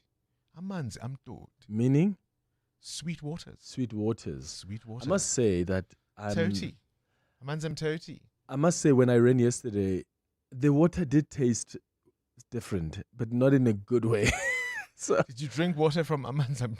Yeah, because I mean, when you're running, they're like water stands. We need water. But I'm assuming those are not from Amanzi. Well, I know it could. Sometimes it could not, but they just tasted different. And because I had the story in the back of my mind that Shaka called this place, this area, when he got the Amanzi Amtoti, I felt like actually the water was not Toti. And it was not Toti at all. But I bet you the Clement Manyatela show this morning is going to be quite Toti. It is going to be Toti. So we're going to start the show with the 7:02 open line. We're going to reflect on the Mexican Grand Prix, as disappointing as it was for some of us. We stayed up last night to watch, and yeah. The frustration, do you understand how frustrated people are with Lewis Hamilton? It's almost like mistakes. Less frustrated than you were last season? I'm more frustrated now because I've left. No, but I've left Mercedes for this chap to go join Ferrari, which I was never a fan of because of him. And if you have taken us with you and you don't perform, what the hell? It's not Toti. That's not Toti. It's not Toti. So we're going to reflect on that, and then we'll also talk about some of the cops, senior cops that have been mentioned in the Madlanga Commission. I want to ask the listeners, as crazy as this may sound, should we not start entertaining the idea of the commission perhaps recommending that these people get suspended? I'm very uncomfortable with the fact that the head of organized crime or the head of the Hawks in KZN, the kind of evidence we've seen in WhatsApp messages showing the links they have to these criminals, I'm worried for the people who are investigating them and the other murders. While they're still at work, do we think they're just going to sit there and do nothing about it? So I want to ask that to the listeners. But at 10 o'clock, we're going to speak to the technical advisor to National Treasury, Ismail Momoniat, about South Africa's exit from the grey list. 10:30, we continue with the series that we started last week, looking at South African wars. We started last week by looking at the first Boer War. Today, we're going to be discussing the Anglo-Zulu War of 1879. We wrap up the show at 11 o'clock with our Family Matters feature. Today, we're discussing how parents and guardians can guide their children when it comes to friendships. How do you do that without interfering? You must do the frontier wars in the Eastern Cape in one of the episodes coming up. I even have a guest who taught me history that would be a fascinating person to talk to. That's Mtoti. The Clement Manyatela show, all very Mtoti between 9 and 12. Naked people are totally zen because naked people spend less time on insurance admin and more time meditating. Go to naked.insure now, get a car insurance quote in 90 seconds, and get naked. Naked Financial Technology is an authorized FSP. Corporates That Care promotes and encourages corporate leaders and really all citizens to walk the talk for a better South Africa. Catch it this Wednesday at 10 to 9, featuring Kela Nova. The General Manager and Executive Director, Philip Neiman, will be in conversation with us. And we do this on Wednesdays to highlight efforts of companies and brands dedicated to building our country. Corporates That Care is a Prime Media Cares initiative with 702 and Prime Media Outdoor. 702, let's walk the talk and together make a difference. This is Breakfast with Bongani Bingwa on 702. Let's walk the talk. This ad just got your attention. Imagine what Prime Media could do for your business. As South Africa's leading media company, Prime Media connects you to the best audiences across radio, digital audio, video, and display. And now, at the Prime Impact Sales Event, you can experience it firsthand. Happening in Joburg, 3 to 7 November, and Cape Town, 10 to 13 November. Register and get a free demo commercial. Plus, a custom campaign and access to an exclusive annual partnership. Seats are limited. Register today at primeimpact.co.za. Prime Media is bringing South African businesses a unique opportunity to grow, connect, and to reach more customers with Prime Media Prime Impact 2024. It's happening from the 3rd to the 7th of November, both in Joburg and Cape Town. So the idea isn't just to be, I don't know, to listen to experts, I suppose, but rather to really have a hands-on experience where businesses can see how tailored advertising solutions, creative campaigns, and exclusive offers can help you as a business to attract more clients and boost visibility. So we've got Prime Media's Mpumi Mnisi, who is our direct sales manager, joining us in studio to tell us exactly why this is a unique opportunity and what these packages can do for you. Mpumi, firstly, I don't think we've spoken face-to-face on air. Welcome to 702 Breakfast. It is the first. Thank you for the invite. After Thank you, all Bongani. these years, I mean, why have you been saying no? All right, let's talk about Prime Impact 2025. What is Prime Impact firstly, and why should business owners pay attention? So firstly, good morning to the 702 landers. Thank you for the opportunity, Bongani. It is a must-attend event. It's going to be a seminar that we're going to be holding next week, as you mentioned, 3 to 7 November. The entire concept is, as a business, we are valued in growing businesses, small businesses to medium-sized. Over the years, I've been privileged to be part of the journey to see small businesses grow to what we now see as JSE-listed companies. And through that process, they've utilized the medium of radio, the different communication channels that we hold at Prime Media Broadcasting, the different touch points, our listenership, and they've used the medium itself as radio as a catalyst to grow the business. So the thinking behind it is, if we look at the economic landscape, what can we do as a business to assist those small businesses in growing, but also taking into consideration that radio is always seen as a very expensive medium to utilize. So now we found the perfect sweet spot. Yeah. Perfect sweet spot in combining radio, in combining digital, and making sure that it is palatably priced, a tailor-made solution, and that's what we're going to be showcasing. So who are you looking for? I mean, are you just inviting marketers like yourself, people who understand some of the jargon that you've already used here, or are we also looking for small business owners, perhaps maybe even a startup, or even larger companies? Startups to marketers, to CMOs, to CEOs, to directors, to marketing managers, to coordinators. The intention is to educate the market about how best to utilize both mediums. If we had to unpack the two mediums, radio is a trusted medium, unparalleled when it comes to theatre of mind. The reach is amazing. You can reach different types of demographics, psychographics, utilizing just one mode of medium. When you look at the digital, on the other hand, it is more targeted. It is more precise. You are able to track it immediately.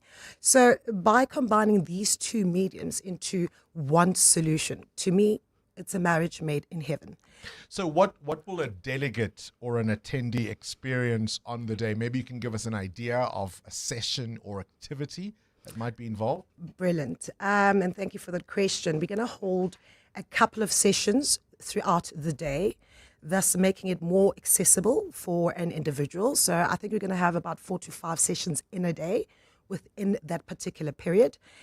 And our session will consist of our guests coming through, obviously having the opportunity to see our wonderful studios, meeting you as the presenters.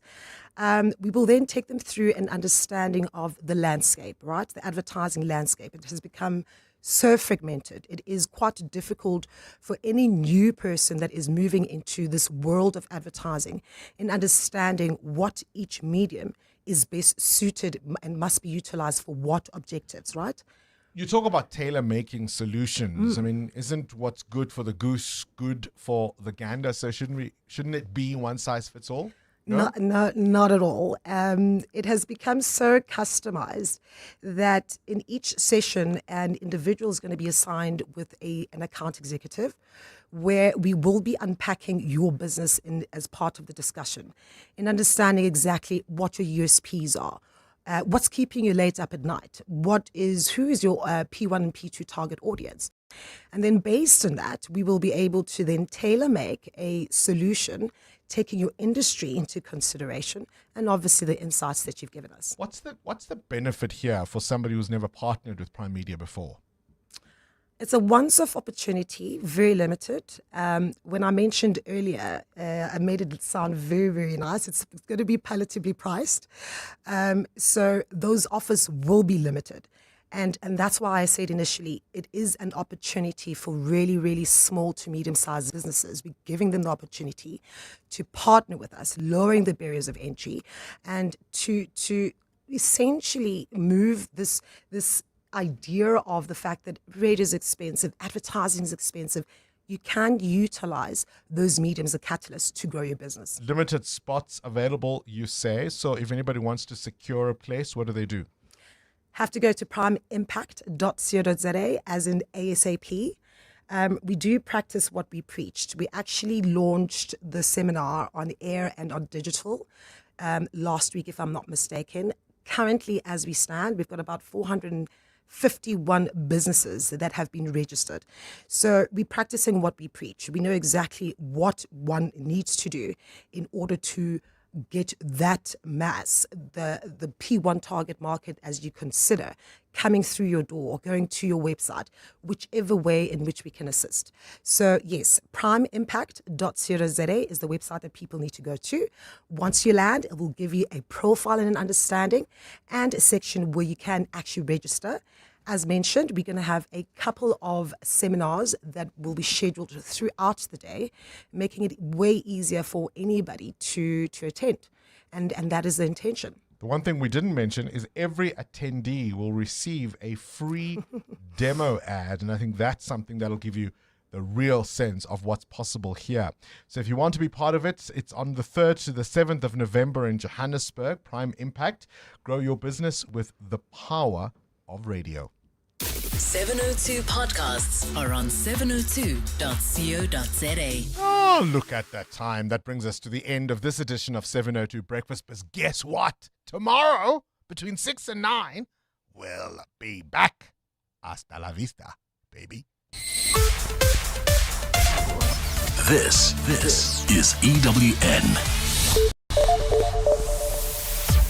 Good morning, I am Sfiso Zulum. Parliament's International Relations Committee has welcomed the Justice Minister's withdrawal of permission to serve legal papers on the United Nations Special. Parliament's International Relations Committee has welcomed the Justice Minister's withdrawal of permission to serve legal papers on the United Nations Special Rapporteur on the Palestinian occupation territories, Francesca Albanese. Albanese is currently in Cape Town and is expected to address Parliament's Portfolio Committee tomorrow before virtually delivering her latest report to the United Nations, in which she will address the complicity of states in fueling Israel's war on Gaza. Two US-based lobby groups, through a court sheriff, attempted to serve Albanese in Johannesburg on Saturday after she delivered the Nelson Mandela annual lecture. Lindsay Dentlinker reports. The work of Francesca Albanese has made her an enemy of those who advocate for Israel's right to wage a war on Gaza. The Italian human rights lawyer is facing a defamation suit from the Christian Friends of Israeli Communities and Christians for Israel USA, whose attorneys applied through the Justice Department to serve her with legal papers for a defamation